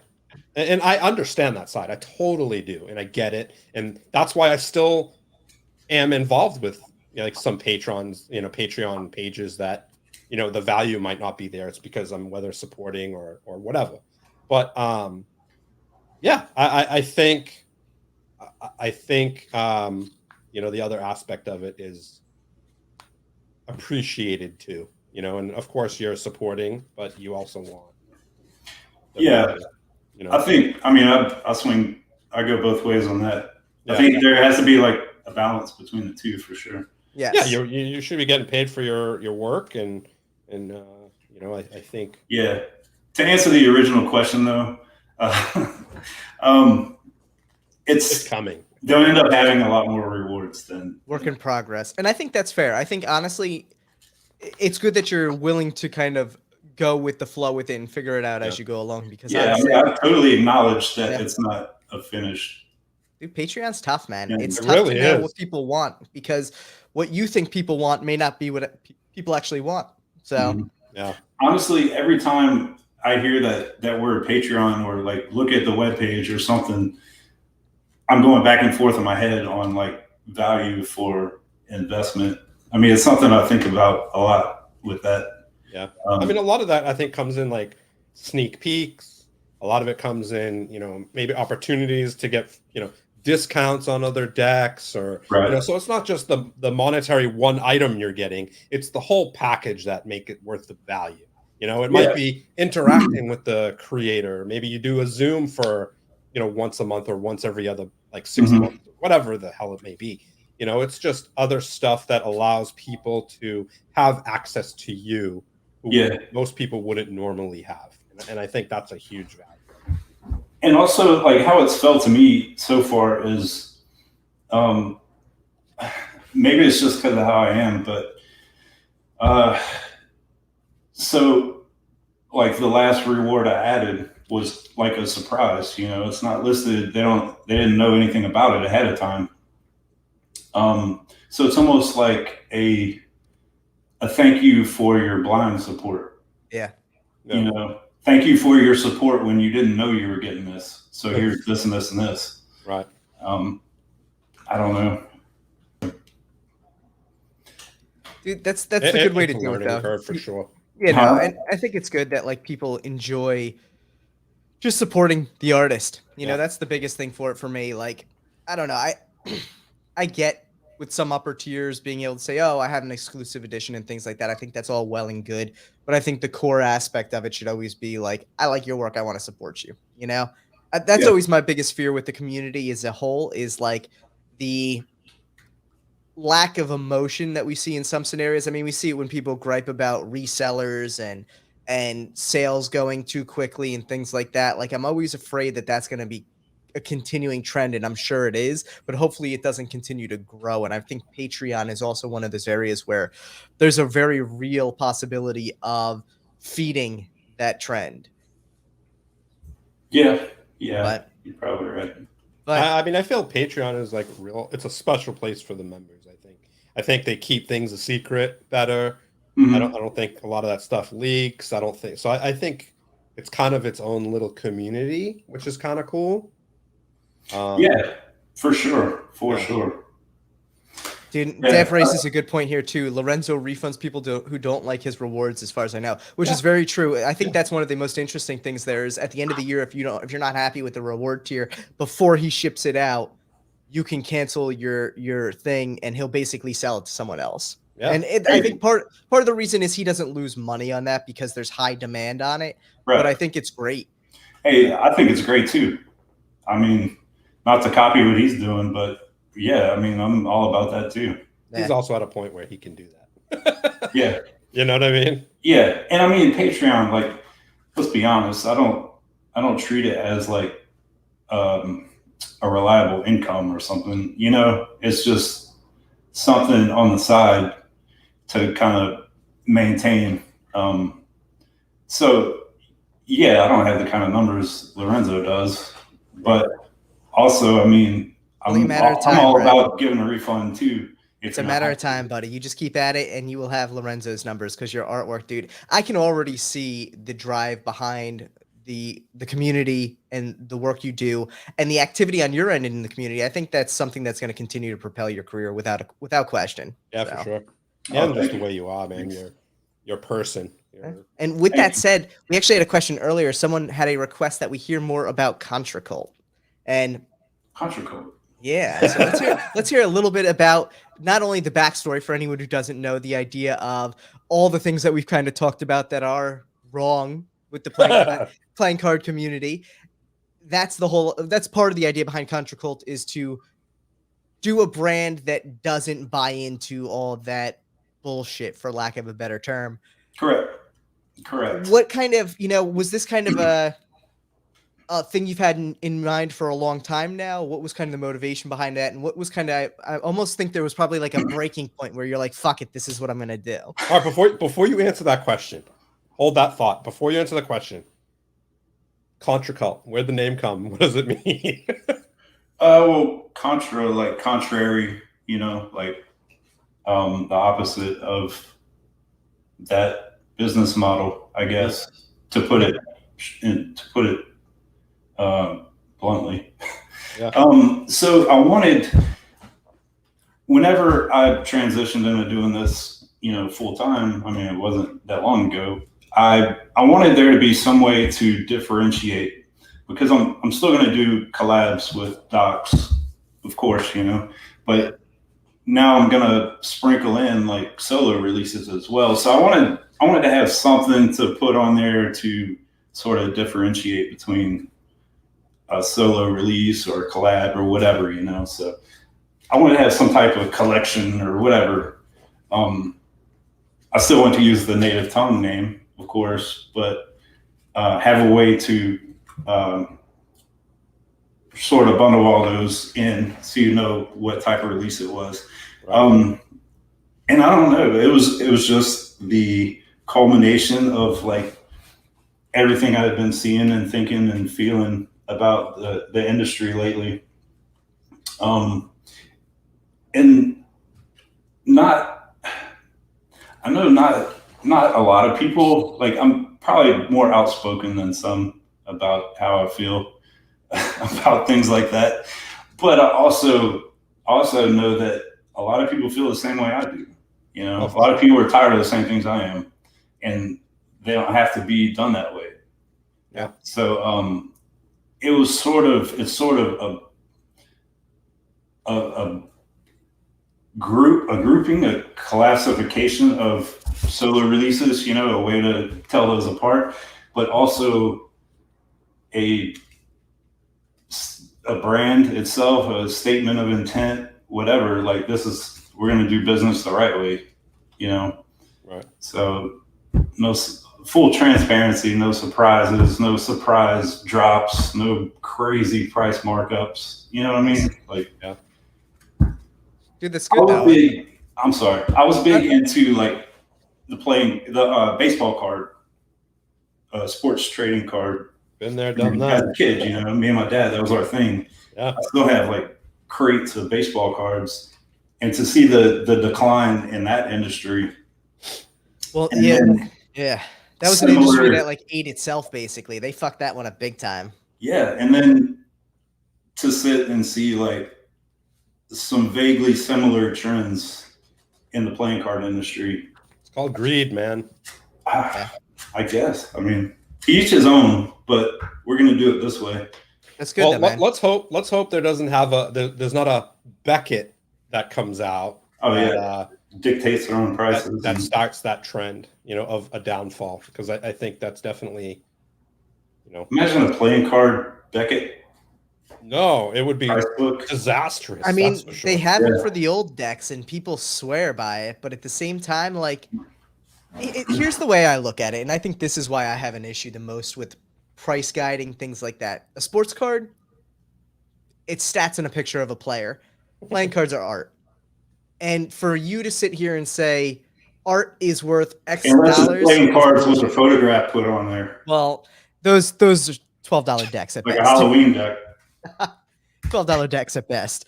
But with that in mind, yeah, I mean, I think art's going to touch each person in different ways. And if you have a deck of cards that someone's willing to spend $20 with versus someone who's willing to spend $15 versus someone who's willing to spend $50 because it has a special emotional connection to them, don't try and dictate the aftermarket. Fuck the aftermarket. Let it do what it's going to do and leave it be. That's what those guides try to do, is dictate the aftermarket, usually for their own benefit. I really agree with you. I hope we never see something like that come to the community, because the value on a deck of cards is individual. I may spend $15 on XYZ deck. Steve may spend $30 because it just hits him differently. That's okay. I may sit there and tell Steve, I'd be like, damn, I would never spend $30 on the deck. And he's going to be like, I mean, we do that all the time. Yeah, we literally do. And he's like, I don't care. I'm like, cool, because it's no big deal. But like, yeah, dude, if all of a sudden we have a book where everyone's like, oh, this is worth $15, you're now like degrading what someone's feelings are for art. And that's fucked up. So. Yeah, agreed. I mean, look, I own 4 or 5 decks that are over the $200-$300 mark. Yeah. I'm not proud to say it, but hey, it happens, You know what, dude? You open them up and you look at them and it gives you that smile and you're like, fuck it, it was worth it. Yeah, I mean, I feel good about the purchases. Yeah. I feel good about owning them and spending that much. I'm okay with it. Yeah. but the way they were presented and sold, I didn't like. There was no question about the value of them. You know what I mean? Like, it wasn't the person selling it to me wasn't the one saying how rare it was or that it's sold out in 20 seconds. Yeah. You know, I don't know. That's a whole nother rabbit hole we could go down. Dude, there's so many fucking rabbit holes. I'm gonna be honest with you. We should not have this. Fortunately, let's say. Fortunately, that's not all we do on this show because it would be a depressing show. But I mean, man, it's so true. It's Well, and I mean, you know what though? It's good to have all this conversation because it really ties into the backstory of why you've decided to do something different, something against the becoming norm of the community where you see a problem with it. And I think that's important because as a community, we all need to be willing to voice our opinion, and sometimes those voices aren't heard. And creating a brand that really tries to highlight how things can be done. And that's what I really like about it too. It's not about the shining a negative light on how things shouldn't be done. It's about shining a positive light on the way they could be done. Yeah. That's right. You know? Yeah. That's the biggest part is like, I want to show you how awesome that can be for this normal price. Yeah, no, for sure. Because it's totally doable. Yeah. It's funny though, because no matter what you do in life, there's always going to be someone that's going to complain about it and not like it and compare it or whatever, and it's let's take for an example the deck that you just did for me, right? It's literally it's born from visions, right? It's using the same elements with a few different elements that you created, based upon that. And some people don't like it because it's too close to visions. Right. And it's like, I get that. And to each their own, I understand. But I'm not comparing. I'm not trying to compare. It's a totally different thing for a totally different purpose. And no matter what you do, there's always going to be people that look at it in a negative fashion. And there's always people that are going to look at it in a positive fashion. And we just can thank both of them because I think they're both good. Yeah, I think so too. I mean, they're in the same family or in the same vein, Sure. And they're a little different. They're for different purposes. Right. I mean, at the end of the day, if you don't like something or don't like something about it, I mean, don't buy it. Right. Yeah. And move on.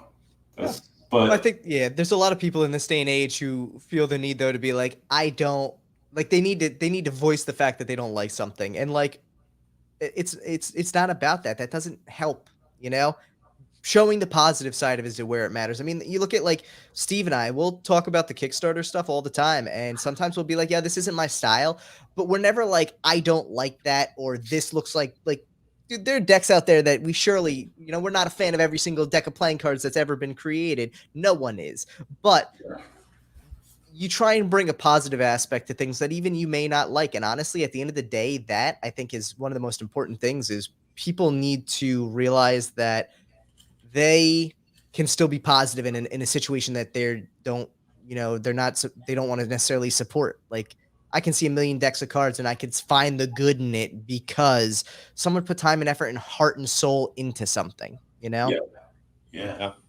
No, for sure. Then you have the ones that don't put time and effort into it. Yeah, I mean, listen, we'll call a scam deck all day long, but that being said, there's other words I'd like to use, but Tyler doesn't let me use those during Kickstarter. I try and keep Steve positive, which is surprising. So actually, I'm sure you can back me up on this. There was one episode of Kickstarter where I got a little carried away, and luckily he edited it out. Yes. I was tearing up this deck, yeah. I was literally tearing up this deck because it was just bullshit. But I didn't make it into But instead, that's why the generic response there is usually, if this doesn't succeed, take it back to the drawing board, get feedback, and see what it is, because it's an iterative process. Honestly, more often than not, when we see a bad designed deck on Kickstarter, it's not because someone didn't try, it's because they were too overzealous to get on Kickstarter as quick as possible, and so they threw up basically V1 of a deck that needed to be V5 before it was production ready. And we see the potential, and some of them are really good, they're just not there yet. Dude, 100%. There are definitely some decks out there where it's like, damn, this thing could be spectacular. Yeah. And you know, the shitty thing is, I think sometimes people get disheartened by it and they don't bring it back to the drawing board and they don't try again. And a lot of times, though, we see the ones who do try again might take 2 or 3 times, but they do it. It happens. And that's always awesome to see. We were looking at one recently. Well, not recently, because it's like a month ago now, but we were looking at one recently that failed a couple times and then came out, like totally redesigned it, came out and crushed it. I don't remember which deck it was, but yeah, it happens for sure. And that's a hard pill to swallow when one doesn't do quite as well as you would think. Like our we had that baseball card deck. Yeah, dude, that's a dope deck, and I know exactly deck. why it didn't do well. 100% know why. I mean, I do too, but it's like you said, like it wasn't there yet. It wasn't because it said cardistry on it. That's the only reason. Yeah. I mean, there's some things that we need to change about for sure. But that whole campaign is dope. You need to come out and do it again because it's I love, and that's what I'm saying though. That's where I love the creative aspect of it. Like, yo, foil fucking wrapped cards with gum in it. Like that sounds amazing. That you need to definitely do that deck. Take fucking cardistry off it. And, like that, so like, cool. Yeah, it's for sure gonna happen. Good. Because that one was, I mean, honestly, that's probably one of the ones that Steve and I, every couple months, we're like, man, we hope that deck comes back. Like, it comes up regularly. Oh, man, it's so, it's literally the demographic of this community. Like, it seems like a lot of the same people, right? Like 35-year-old men. Like, 35 to 45-year-old men in this community, and who grew up collecting baseball cards. Oh, yeah. I mean, who wouldn't enjoy opening that and chewing the crappy gum? You know, I would not chew that gum at all. I would 100% chew that gum just so I could be like, I remember how shitty this was, and like how shitty. I was like, I always loved when it came stale and you'd like go to bite it and it would like crumble in your mouth. Oh yeah, no. So there's two types of those gums. There's the one that like were in the tops that have been sitting there for God knows how long. That the minute you put it in, it like is literally like glass, right? Or you have the kind that's been sitting in the heat or whatever, and you put it in your mouth, and it just literally is like pasty and chewy. Either way, it was disgusting. And now some of the cards that go for some of the most money have like stains from the gum on the card. What? Yeah, it's like an outline of the gum, like on the card. Oh, that's funny. That's really funny. That's from like crazy money. Yeah, that's funny. Yeah, dude. I hope. Here's the thing: when you put them in the decks, you got to put the powder in there too. Just any kind of powder. No, the powder like that comes the powder with the gum. on the gum. Yeah. Because I remember opening the deck and having to go like this all the time. I think that's just like the sugar on it. Like that's part of the gum making process. Yeah. I want to say we lined up a place to do the gum for us. The same place that did it for like one of the brands of cars or something, but they only get them like individually wrapped now. So like the gum itself would come individually wrapped. Bro, this is COVID times, man. They ain't getting no unsealed gum. Which I always got a kick out of this. I just remember being a kid and always thinking like, you know, your parents tell you if you find unwrapped candy for Halloween, don't eat it. But there's literally like unwrapped gum and playing cards, like by saturating all that ink in. Well, you know what the funny thing is about that whole Halloween thing?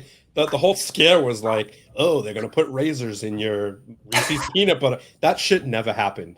You know, it's actually literally, there was one story about a hoax. I don't know anybody who ever got razors. There's news articles about it now about how it literally was there was one issue in like some small town somewhere where a woman like maliciously tried to like poison applesauce or some shit like that. None of it ever got out to the community. Someone dimed her out ahead of time, and nothing bad ever came from it. And all of these like urban legends spun up on it. It's crazy. Wow. There was never a razor blade in anybody's candy ever. And I remember my mom checking each piece of candy before I could eat it. And I'm like, first of all, how are you going to put a razor blade in a piece of gum and rewrap it? It? Like, do you think, like, and I think about it now, like nobody's got that kind of time. Like, and nobody cares. Like, nobody wants to put a razor blade. Here's the thing. You can tell the people who don't like kids on Halloween because they ain't opening the damn door. Turn off the porch light. And the crazy thing is, if you're going to do something, you're going to take a syringe with a tiny little needle and pop it in, and you ain't going to see a little pinhole in a piece of gum. Sorry, Ma. And that's still not happening. No one does. I don't know. I don't know, but I believed the shit out of it when I was a kid. I know that. We all did. I feel like it was probably something created by parents to make you eat less candy. They're like, yo, this fucking kid's going to come home and eat 3 pounds of chocolate. Yeah, how do I get them not to? Better check this bucket of candy. Yeah, it was A, their way to prevent you from eating too much candy, and B, a way for them to steal some of your candy as well. Dude, there's always something that is created by the media, like to you know, after that for adults it was like the cult scare where all these murders are happening because of cults and rituals, and it's like that never happened either. Nice try. Oh God, I love it. So stupid. I love the tangents we get on in this show. Yeah, I don't know, man. Talking about the media, I have a hard time watching the news at all nowadays. I'm a firm believer that news in this day and age is actually no different than any other TV show in the sense of it's meant to it's meant to capture viewership and make money. There's no, I don't want to say there's no truth to it, but there's you look at newspapers back in the day, you look at town criers thousands of years ago, all this kind of crap. The purpose was to share information with the masses. Yeah. Yes, that originally probably was the idea of why to have news channels as well, but that's no longer been the case. And that probably hasn't been the case since 30 years, 25 years. It's been a long time. I'd say even like pre 9/11, like news was starting to get very sensationalized in media. And I can remember even being a kid and being like, dude, this is horrific. Like, and like the way they present it with every time there's like a story about a kidnapping, the lights pop up, like the cop lights are the first thing you see, and it's a sad picture of a kid at a birthday party and all this stuff, and it's meant to evoke emotion, which isn't bad, but like it's meant to evoke ratings too. Yeah, it's not done to incite you to go look for a missing child. It's done to capture your attention so that you'll watch the shit advertisement that comes up between stories. Like, it's a shame. Yep. All right. So sad. So we do have a deck question that came in from Lior here. So is the rose gold lore getting rose gold gilding at all? You know, I wanted to do that from the start, and then I decided to just hold off on that. All right.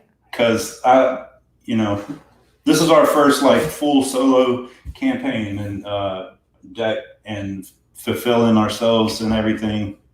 I didn't want it to get too out of hand, Dude, it can quickly get out of hand, especially because this is I think both Steve and I have realized this from campaigns. It's really easy to think of a million cool ideas that'll accent and complement a deck, and you just can't do all of them. Right. Holy crap. I don't want to do them all anymore. No, do I. Holy I don't God, want to. My next deck, now, $10. Two decks, maybe one of them a stretch goal, $10 decks, and if you want a cool container for them, they're coming in a burlap pouch. Yeah, I'll put them in a napkin for you.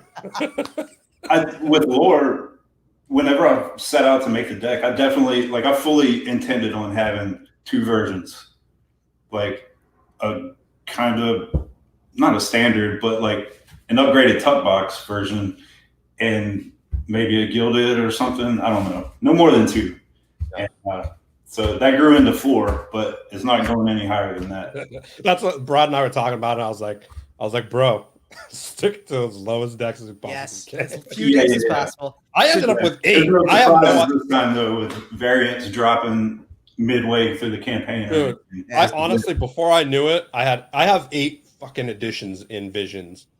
So Hey, here's a funny one for you. I didn't plan on that at all, and it just everything sounded cool, and I was like, oh my god, yes, and I have to do a holo because I love holo in a holo Vision stuff. Dude, the only reason we did a Hollow Warrior Women is because I fucked up the copy. Yeah, you fucked up, and I then was like, someone dude. called us on it. They're like, "Oh, all of your copy for the Silver Gilded says Hollow Gilded. Are you planning on doing a Hollow Gilded?"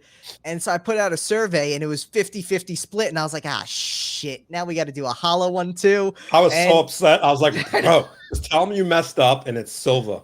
I was like, but dude, like people were down with it. And honestly, we ended up like more people went for the silver than the hollow, but like a good amount of people went for both. And like looking back though, like minimal gilding, if anything, is the way to go. Keep it to one deck and keep it to it. Like cool silver looks great. Hollow looks great. Like if you got a blue deck, use a blue gilding. If you got a green deck, use a green gilding. Stick with the color coded gilding because it looks the best out of all of them. Unless you have a monochromatic deck that's black and white, then silver looks dope.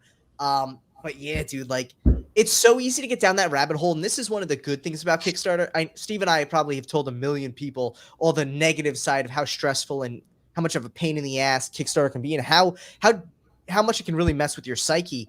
But one of the positive sides of it is seeing all of the positive feedback. But that also can lead to this like slippery slope where you're like, people like this. What else will they like? Let's get them this and that. Get fired up, man. You'll start throwing all kinds of versions. You end up with like truckers' hats and fur-lined slippers for a deck of cards. You're like, what? Yeah, dude. I mean, you have underwear and fucking socks. A slanket. Oh my god! Listen, when this is how you know the community's gone too far when we start seeing like campaigns with Snuggies. Mm-hmm. All right, I'm not bashing here. I'm just. Because we're talking about this, but when we talk about Steve Minty's campaign, he had this like the poncho. Huh? It was a slanket. It was a poncho. That big ass poncho. Yeah. Oh like, my god. What the hell's a poncho doing in your campaign, bro? I wonder if he sold any of those. I don't know. I thought it was odd too, but hey. I mean, hey, if you could sell a poncho, sell a poncho. Yeah, he got up there on that one. I don't know. I'll think of something to sell. I'll sell. So Dev had a question that came in too about your collection. He said, "What were the $300 decks that you were talking about?" What? I mean, honestly, that's just going by eBay prices. But some of Lautrec stuff, you know, nice. Like Sanctus, Crypt, some of those types. I'm gonna tell you, man, Crypt was a hard egg to like swallow first time, hard pill to swallow first time around. And I just open the box every time, and I'm like, "Damn, I love this thing." Not to give away too much for anyone who hasn't seen it, but the blue that he managed to get in the foil on that thing, dude, blows my fucking mind every time I see it. The air cushion he created with the foil. Yeah, that deck is the color blue. He created air cushion finish. Blue to me is such a gem-colored blue. It gets me every time. I love the innovative aspect of the foil, allowing you to actually fan. That's the silk blue. But that blue is just. That's the next one on my list. Is silk. Yeah, that's those prices have gone up so stupidly lately. Yeah, actually, probably get about 150 right now. Yeah, it's great, and that's what gets me about those decks is like not just the artwork because it's amazing too, but the innovations with the foils. And I mean, yeah, it would be nice to be able to go out back and experiment with printing your own foil decks. Well, yeah. Steve and I I'm sure that helps. Well, Steve and I have talked about it in the past too. You know, people gripe on the cost of his decks, and they don't realize. Think how much money he spends to figure that shit out. Oh yeah, like I have no problem paying that much for. Yeah, I mean, first off, even if he had to spend $10 to figure out how to do it because he's a genius, it's still worth the price. But the amount of paper he goes through and the amount of excess he spends to get these decks perfect. It blows my mind. I mean, Steve and I have talked to him about times where he's found the perfect color stock he wants to use, and he's only printing 1,000 decks, but to get the paper, he has to buy 10,000 sheets, and he does it. Sheets. And he does it, and that shit blows. And we're not talking like a paper he can use for 1 million decks. We're talking like a green paper.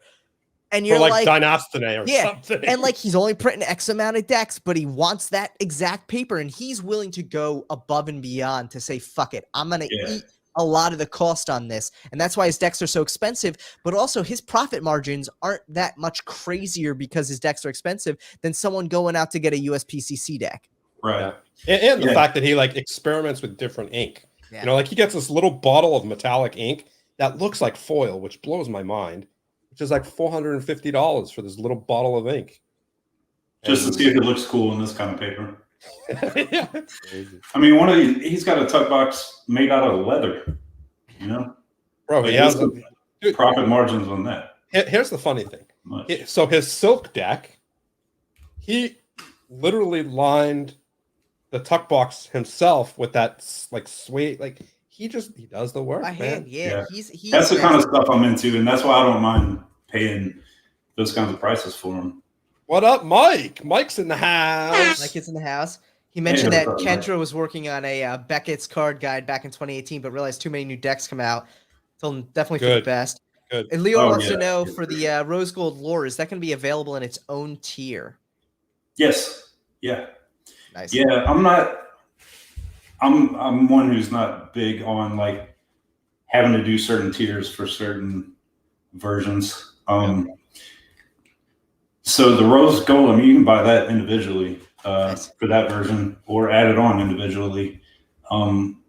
There's the black and gold version that's gilded. That one only is in certain tiers, but they're spread out throughout like the price range, you know. Nice. Like there's some reasonable packages that have that one too, I think. So the big question for me for today, and I'm gonna ask two quick questions here, and then we can kind of start spinning things down. So if anyone in the audience has any questions, make sure to get them in now, and we can ask Brad before we wind down. But first and foremost, what are you most excited about for this lore campaign? All the different color seals. That wasn't me, man. That wasn't my fault. Did I just? You know what? I really did. You know what I enjoy the most about these Kickstarter campaigns is just like seeing the response. You know, like that's like I love doing this. So for even one person to like look at it and not even buy it, but just want to own it. I mean, to me, that's awesome. You know. Yeah. So I haven't found any other feeling like that than starting a campaign and seeing that people actually want this deck that you made. Like, that's just crazy. Yeah. Oh, we got a question in here from Dev. Any updates on the RLLE deck? Yeah, sure. The ongoing RLLE deck. Okay, so I started that deck and I got all the way until the only thing left is courts and jokers. And while trying to find a good style to run with for the courts, that's when these work changes and transitions, I was right in the middle of all of that. So at a certain point, it became necessary to get some traction on, say, like lore, you know, a solo release to sort of sustain us through the slow months. Yeah, I mean, you both lost your jobs. I mean, yeah, I mean, in short, yeah, that's a good way to put it. Yeah. So I had to kind of put it aside to get 4 clans and lore out the door, and so now I'm ready to jump back into it and get that one knocked out. I know some of those guys have been waiting way too long for it. Yeah, I mean that's the thing. Like in the design world or the creative world, is it's like sometimes you get to hop off a project to hop back on later when you have more inspiration around it. You know?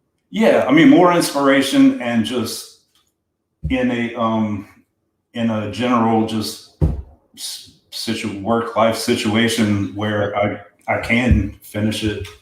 Right. You know, it's been a lot of unforeseen things come up in the past year and a half.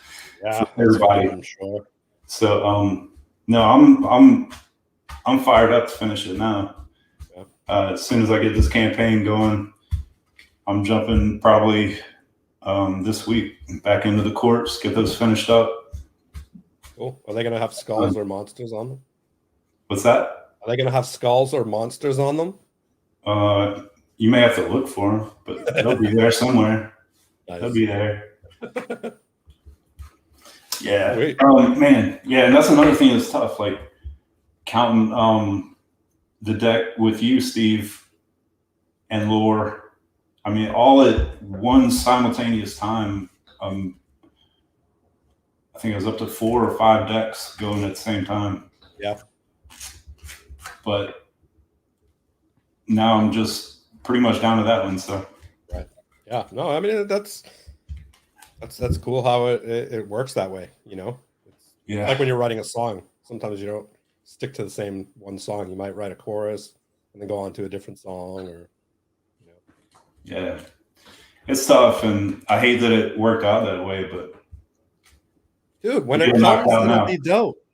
Yeah. Yeah, it'd be even better now, though. Yeah. And so now that's all I had to focus on. Yeah. With all this being said, too, and obviously, like you said, there were a lot of life transitions going on, both expected and unexpected.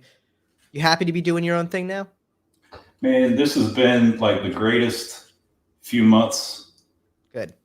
Ever. Like our marriage has never been better, which is surprising, having to work together every day. Awesome. That's good though, man. Well, work and float in the pool. But, no, man, like, so I got to thinking about it. Normally, for most people, I guess it would be like a panic mode moment. Within a couple of weeks, we both lose our jobs. But it was actually like,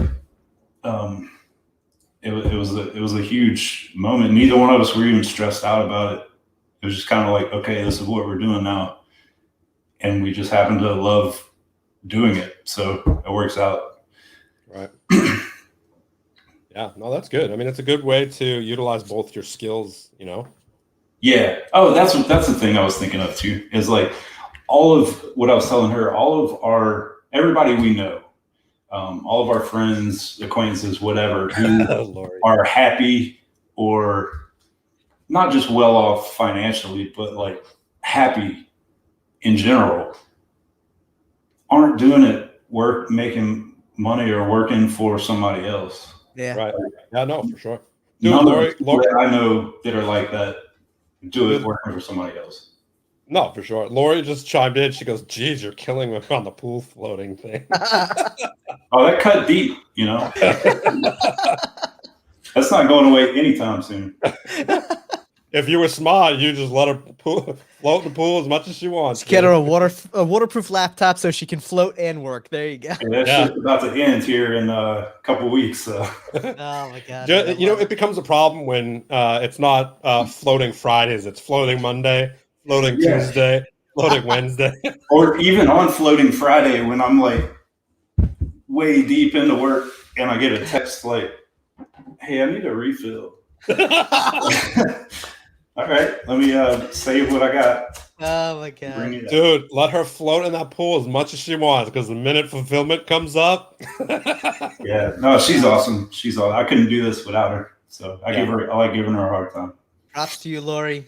Float in the pool as much as you want. He's a good dude. I'll let you do what you do. You get permission from the Deckin Around boys. So Dawn wants to know, what's your favorite deck that you've designed? Profits. Better say profits. No, I'm just kidding. Oh man, you threw me off with that. It was too quick. I couldn't process it. That was quick. I'd say Tough Luck. I mean, which is weird because that was actually one of the first decks. Like the Lucky campaign was the first one me and Mike ran together. Right. Tough Luck I had done like way before. I just hadn't done the courts. So like I revisited it and just knocked out the courts. Right.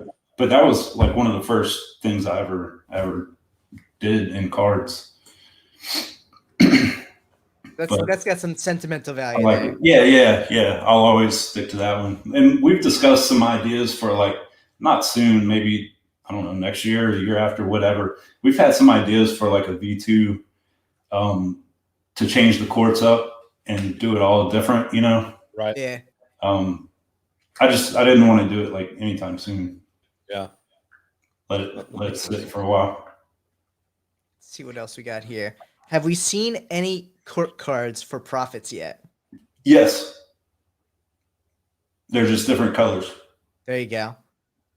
And what's one deck? I know you mentioned Silk, but what's another deck that you wish to add to your collection? Ooh, okay. Other than Silk, crap. What do I not have? I mean, pretty much anything Lautrec or Lorenzo puts out. Also a big fan of Nikolai and everything he puts out. Yeah. Did you just grab his new deck? Which one? The secret. The Illuminati one. Yeah. No, I'll pick that one up later on. I'm sure. I like the Witches when he did. I didn't get that one either. Yeah. Man, I don't know why I'm drawing a blank on that one right now. I don't know. I pretty much bought everything that that I really want. You want the Overlook deck? Which one? The Penguin Magic one that's coming out, or the? Oh yeah, that's true. The Overlook. No, the Art of Play one. Dude, the Penguin Magic one looks. It does. It does. They did. Yeah, they put a lot of time and effort into that one. I'm actually surprised the Art of Play one never hit the stores in a meaningful way instead of just the mystery box. I wonder if maybe this time around or what. You can buy it on Black Market Decks, bro. Can you really? I think so. I don't go to that. Yeah, it was on there at one point. Yeah. I don't know how many they $50 had, or something. And that's just because I like the movie. It's like $50? Something like that, bro. That's crazy. Dude, but the Penguin Magic one, the Penguin Magic one's coming out really soon because they just teased it the other day. October. Yeah, I saw the foil backs and stuff. Dude, it looks dope. Carpet pattern or something. It's the same pattern that everyone's using, but they're smaller, so it's super it lends small. itself better to the cards. Yeah, it kind of reminds me, as weird as it sounds, it kind of reminds me because of the size a little bit to the bees, the honeybees. Yeah.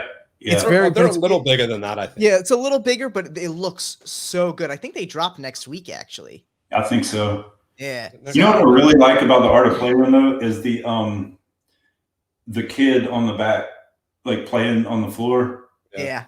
You know what I'm talking about? Yeah. Oh, that was cool. Dude, that's not on the deck of cards. It's not? Oh, that was just on a picture? Yeah, it was just a picture. Oh, somebody edited that. That's not on the back of the cards. Now I don't have to buy it. Huh? Now I don't even have to buy it. There you go. You can buy the Penguin. Yeah, I didn't know. I thought that was like an ad card or something. Definitely get the Penguin one. It'll be more reasonably priced also. Hey, sounds good. But dude, I'm impressed. So other than Lorenzo and the big names in the community, who's one of your favorite up and coming designers in the community, whether it's playing cards or outside of it? Because I know you kind of work outside that world as well. Up and coming? Yeah, or maybe not even up and coming, but maybe more low key. Yeah, not one of the household names. Yeah, maybe. Yeah. You know whose decks I like a lot is Jeff Trish. All right. And Jay Fletcher. I like Jay Fletcher stuff. He did the Union deck. Yeah. Year 11. He did what's another one? Oh, I'm drawing a blank on that now too. He's done a few though, and I always like those. I like Uzi decks a lot. Uzi Pagan is probably one of my favorites. Dude, they're one that honestly, I just wish their price was a little more. Yeah, their prices are freaking high, man. Which is tough because their decks are dope. That last campaign they had with the circular decks, that was awesome. Prices are tough because I'm gonna buy them every time. Yeah, I know, and I mean, listen, they could be out there selling their decks for $80, and people would probably still be getting them. So while I say they're high priced, it's higher than what I want to pay, but they are so good. Yeah, they're not outrageously high. I mean, $30 for a standard deck is outrageously high. Yeah. Well, now the new bar's been set for $250 for a fucking. So they're cheap now. Yeah. Standard deviation wide, they're still in the acceptable range. So yeah. You know what I've liked seeing recently a lot of is some of the companies going out and getting designers who don't normally do cards. Yeah. I mean, that's smart. It is, because almost like the same with like hunting or something, or shooting a gun. You know, the best shots are the people who have never picked up a gun before. Yeah. You know, so like you get somebody who comes in fresh with fresh ideas, who've never tried to design cards or whatever. They're gonna have a whole fresh new take on it. Kind of like this tempo. Where's the camera? Like this tempo deck. Like, love it, dude. That deck shocked the awesome. shit out of me. Yeah, it was awesome. So amazing. Like the corpse on here is just crazy. Yeah, no, they're beautiful. And it's someone who like So draws in that style already. You know, it was just never put to cards. yeah. So I've been enjoying that, and like, so Theory 11, Art of Play has been doing that more and more, which I think is really cool. I mean, let's be honest, they're doing it because it's cheaper. Could be too, but Yeah. I think it's a win-win. Like, it works out for everybody. No, for sure. I like the fresh ideas, you know. Yeah, no, I agree. I think it's fun to see new faces in the community. And then another one who always gets some of my money is Luke. Oh yeah, I can't help it. Like, I always got to buy some of Luke's decks. Luke's got his own little shelf on my my bookshelf here, other than one, which is the teal prototype for the last Jet Setters Setter? deck. But yeah, other than that, yeah, Luke's stuff is just great. I love Luke's work, and he's such a good dude. yeah. Oh yeah, yeah. It's funny. Like, Luke and I end up showing each other pretty much everything. Nice. As soon as we make it, I think. Well, he's another quick art like worker as well, so that makes a lot of sense because you two are probably sitting there bouncing ideas off each other all the time. Yeah, which is weird too, 'cause it's such opposite Oh yeah, styles. yeah. That's It's fun. totally opposite. And that's good too, though. Like, if I can do something and get him to like it, then, you know, that's a pretty wide market Yeah. Yeah, for sure. that could reach. I literally have this sitting right next to me too, so there you go. There's always a Luke deck somewhere within like arm's reach of me. And then there's always a Nick Nisco one right near it. Oh, yep. There you go, dude. For I those who know, know. you know, like You know what other deck that I really liked recently that I even told him I was like so jealous of the concept of it was the Black Market deck. the Yeah. Black Market Arrow V1. Just the whole concept of like how it was sold and marketed. Yeah, I'm into that kind of stuff. Like, yeah, hidden stuff in the deck. dude, that was a good one. That was a fun deck too, Yeah, I really like that one. dude. So the other question here that came in from Dev, since this is obviously a hot topic in the community right now, the 10 Hun deck. Are you planning on backing any of those? I did. Nice. I got like whatever the base set is, like one of each of the, initial offerings. Yeah. Man, that's a crazy campaign. Man, That's yeah. I mean, he got lucky. It's a dope deck. I backed it like big.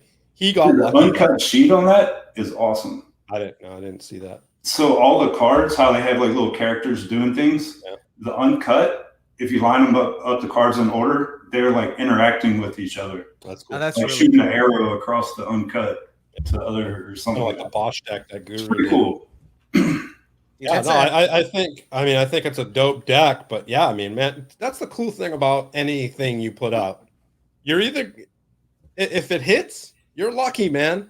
Like, even if it's great, it could be great and flop, and it's just, we see stuff that There's flops all the time, but I mean, that's dope that he crushed it. Like, a lot that absolutely goes demolished. into this, dude. Like timing. Timing is huge. I mean, and it's it's luck. pure luck. You never know.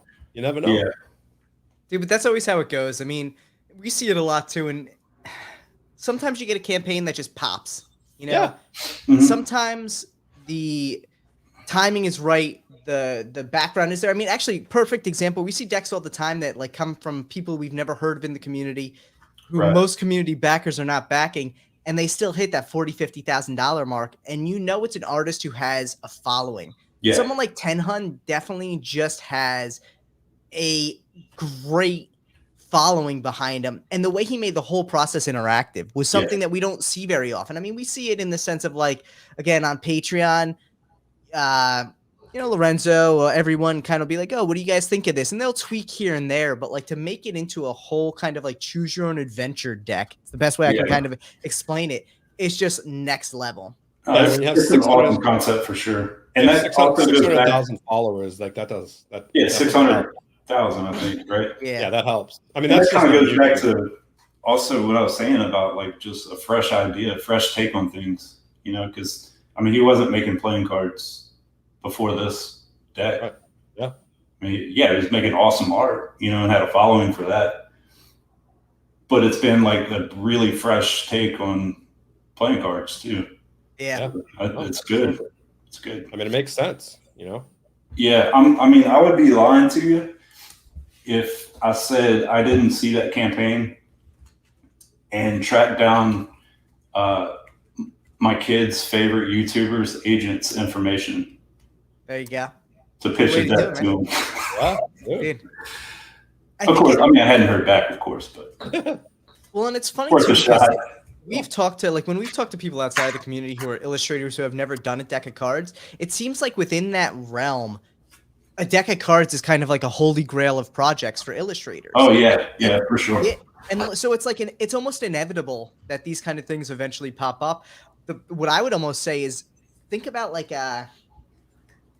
people who are similar like to what Tenhun does of art online. And granted, he's I think very much like large murals and graffiti style work and things like that and brought it to cards. But there's so many artists on there who probably have like always wanted to do a deck of cards and just never have. And dude, you go to them be like, hey, listen, I can be a consultant on this. I've had the experience doing it. I know how to fulfill, blah, blah, blah, whatever. And yeah, maybe you don't make as much because you're not designing it, but you get them, like you get new artists into the field, which is always crazy. Yeah. Like, can you imagine if all of a sudden these big we might see it now, all of a sudden just unleash all these crazy artists all of a sudden just start doing decks of cards. Chuck them in the cards. I don't know. Yeah. I mean, let's picture Banksy doing a deck of cards. You know how much money that would make? So I think it's definitely. Oh my God. Yeah. I think if there's certain tattoo artists that start doing it, like Shepard Fairey or somebody. Oh, bro. Yeah. That could easily break the 2 million record we're going to see from 10. Yeah, probably would be on Kickstarter though. Oh, but can you imagine? Wouldn't have to be. Yeah, no, it definitely would not have to be. So. Oh, but I mean, can you just imagine? Yeah, that would be cool. I'd buy it. I mean, here's the cool thing that I think about. So when you do a campaign, you're basing your numbers off of, all right, I'm going to do 5,000 decks, right? And you're saying, okay, 5,000 decks is whatever, 250 a deck, 220 a deck. And then all of a sudden you have 20,000 backers and you're getting 100,000 decks, right? Or 50,000, whatever you're doing. And then all of a sudden your deck price goes in half. So it's like $1.10 a deck. Right. So it's like you're actually paying less for decks now. So you're making actually more money on the top end, which is just crazy to me. Yeah, which is why Theory 11 can sell $10 decks all day. Yeah. Well, and they're ordering 50,000 of them. Yeah, and they pretty much own the tuck company, so they pretty much price whatever they Also true. Yay, Caitlin made it. Just in time for us to get off. Hey, you know what? You just asked something about like up and coming or kind of unknown or lesser known designers. Yeah. Who I like. You know whose stuff I really enjoy is Chet Phillips. Chet Phillips. I've heard that name before, actually. So like he just put out this Halloween. Oh, that's yeah. The Matchbox, dude. The Matchbox deck, dude. Yeah, the Kaiju baseball. Cool stuff. His stuff is awesome. It really is. The artwork on these is like crazy. Yeah, it's so fun. And every deck, like every card, is a different illustrator. It's like 56 different illustrations. Yeah, he put it on a nice stock though. What's that? Put it on a nice stock. Yeah. So I mean, just for the artwork alone, like I love these decks. Yeah, his deck. He did a baseball deck too, didn't he? A what? Baseball deck. Yeah, Kaiju baseball. Yeah. Yep. Yeah, I got that one in there. Yeah, I like that one too. His stuff really, he's definitely a sleeper in the playing card community because I don't think he touches into the community too much, which is interesting. Mm-mm. And I mean, the cards isn't really his thing. Yeah. You know, it's just another medium to put all these illustrations out. Yeah. I'm sure if he did a Kickstarter, it'd do really well as well. Yeah. Dude, the style is just so fun. Yeah, exactly. Yeah, and that's kind of stuff I like, man. Yeah. For sure. A lot of personality. Sweet. For sure. Well, Brad, I gotta say, man, I'm excited for this campaign. I'm probably not as excited as you for this campaign, but I'm excited for this campaign to drop, man. I'm kind of a mix of things. It's okay to be afraid. It's okay to be nervous. Don't worry. Not afraid, but you know, there's some unknown to it. You know, pressing that button is the most nerve-wracking shit. I'll be honest. Pressing that button is like, because when you press the button, this is where they get you. I don't know if you've actually launched any of the past ones with docs stuff in the past. No, Mike does that. When you press the button, you have to then press another button to confirm. They fuck with you because you get so amped up. You're like, man, I'm gonna press this button. It's gonna launch. This is gonna be real. And you press it. It's like, are you sure you want to do this? And you're like, God damn. And that's when everybody's like, is something wrong? Like, when did we miss launch? Is the time right? It makes your heart drop, and then it almost makes you mad. It's like they're like playing a little psychological warfare for you at a time you surely don't need it. But I know that campaigns. See, I already knew that it did that because Tyler told me because he launched. We launched Warrior Women first, and he told me. I was like, this is bullshit, and it shows like all your banking information. So be aware of that as well if you try and do like an IG live with it. But I'm not doing that. Dude, it is next level, but no doubt about it, the campaign's gonna crush. I mean, this thing is gorgeous. Everybody be sure to check it out. I'm really excited for it. If you have not clicked on it already, the link for the notification page, which will become the campaign page, is in the description down below. It is also pinned at the top of the chat. So make sure to click that. Make sure to hit the button because you don't want to miss out when this thing drops. Knowing Brad, they're not going to sell out. You're going to be good. He wants to make sure everyone gets them. So that's a good thing. But I will still say rush and go get them because you never know what's going to be in store for it, man. You don't want to forget about it. You want to hit that notify. You want to get them as soon as you can because that's part of the fun of Kickstarter, you know? Yeah. You want to get the early backer numbers, man. Yeah. Yeah, and I mean, I'm not really into like reprinting anything or anything. So this whatever's on there is it. And so that's a good question for it actually too, because when I say, you know, they're not going to sell, and I mean it in the sense of like, are you limiting it to a fixed number for like the standards, or are you going to print what you got to print? So I'm going to print what I have to print for the campaign, obviously. Yeah. But right now I have no plans of like sending a bunch to Murphy's or anything like that. Good. Not that there's anything wrong with that. I mean, I'm not against that, but I don't plan to with this one.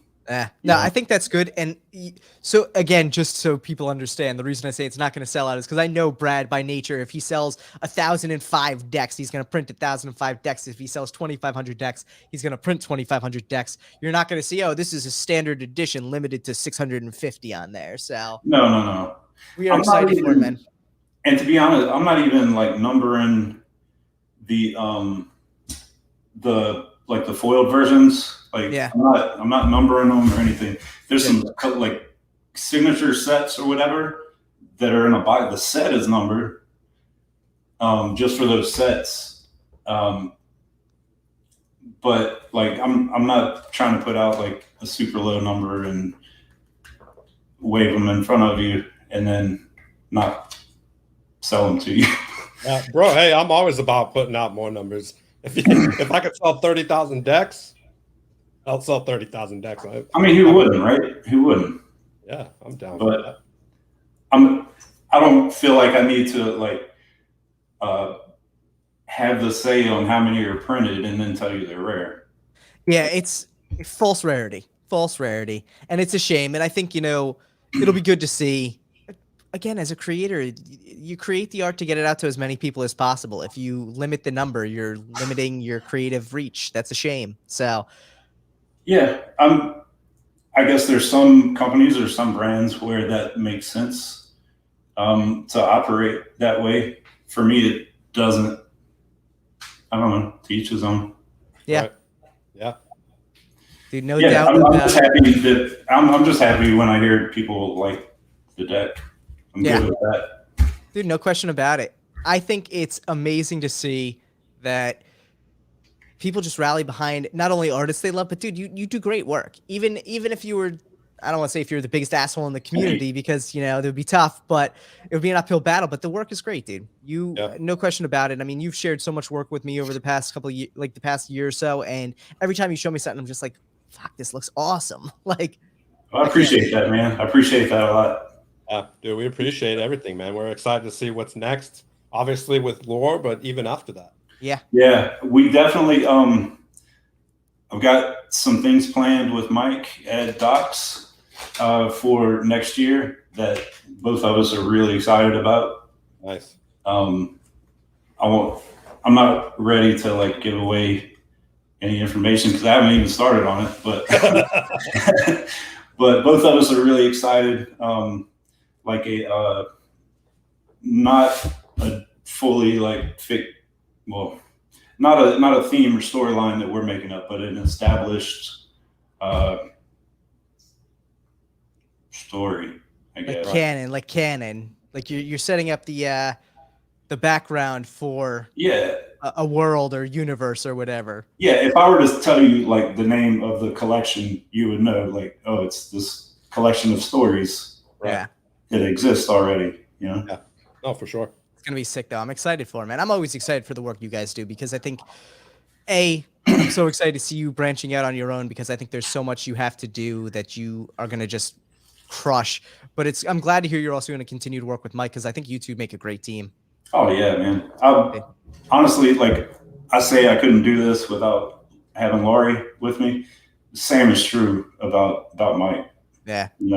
He kind of I had done a couple decks just for fun, just portions of decks, and threw them on Instagram, and he kind of tracked me down that way and said like, hey, this illustration, this needs to be a deck of cards, and we become friends. Not everybody, like I feel like I'm easy to work with, but like some people really know how to communicate to like me personally, and I feel like he's one of those people. Yeah, I mean, he's one of the first people that I met in the community. Yeah, right. Dude, absolutely love it.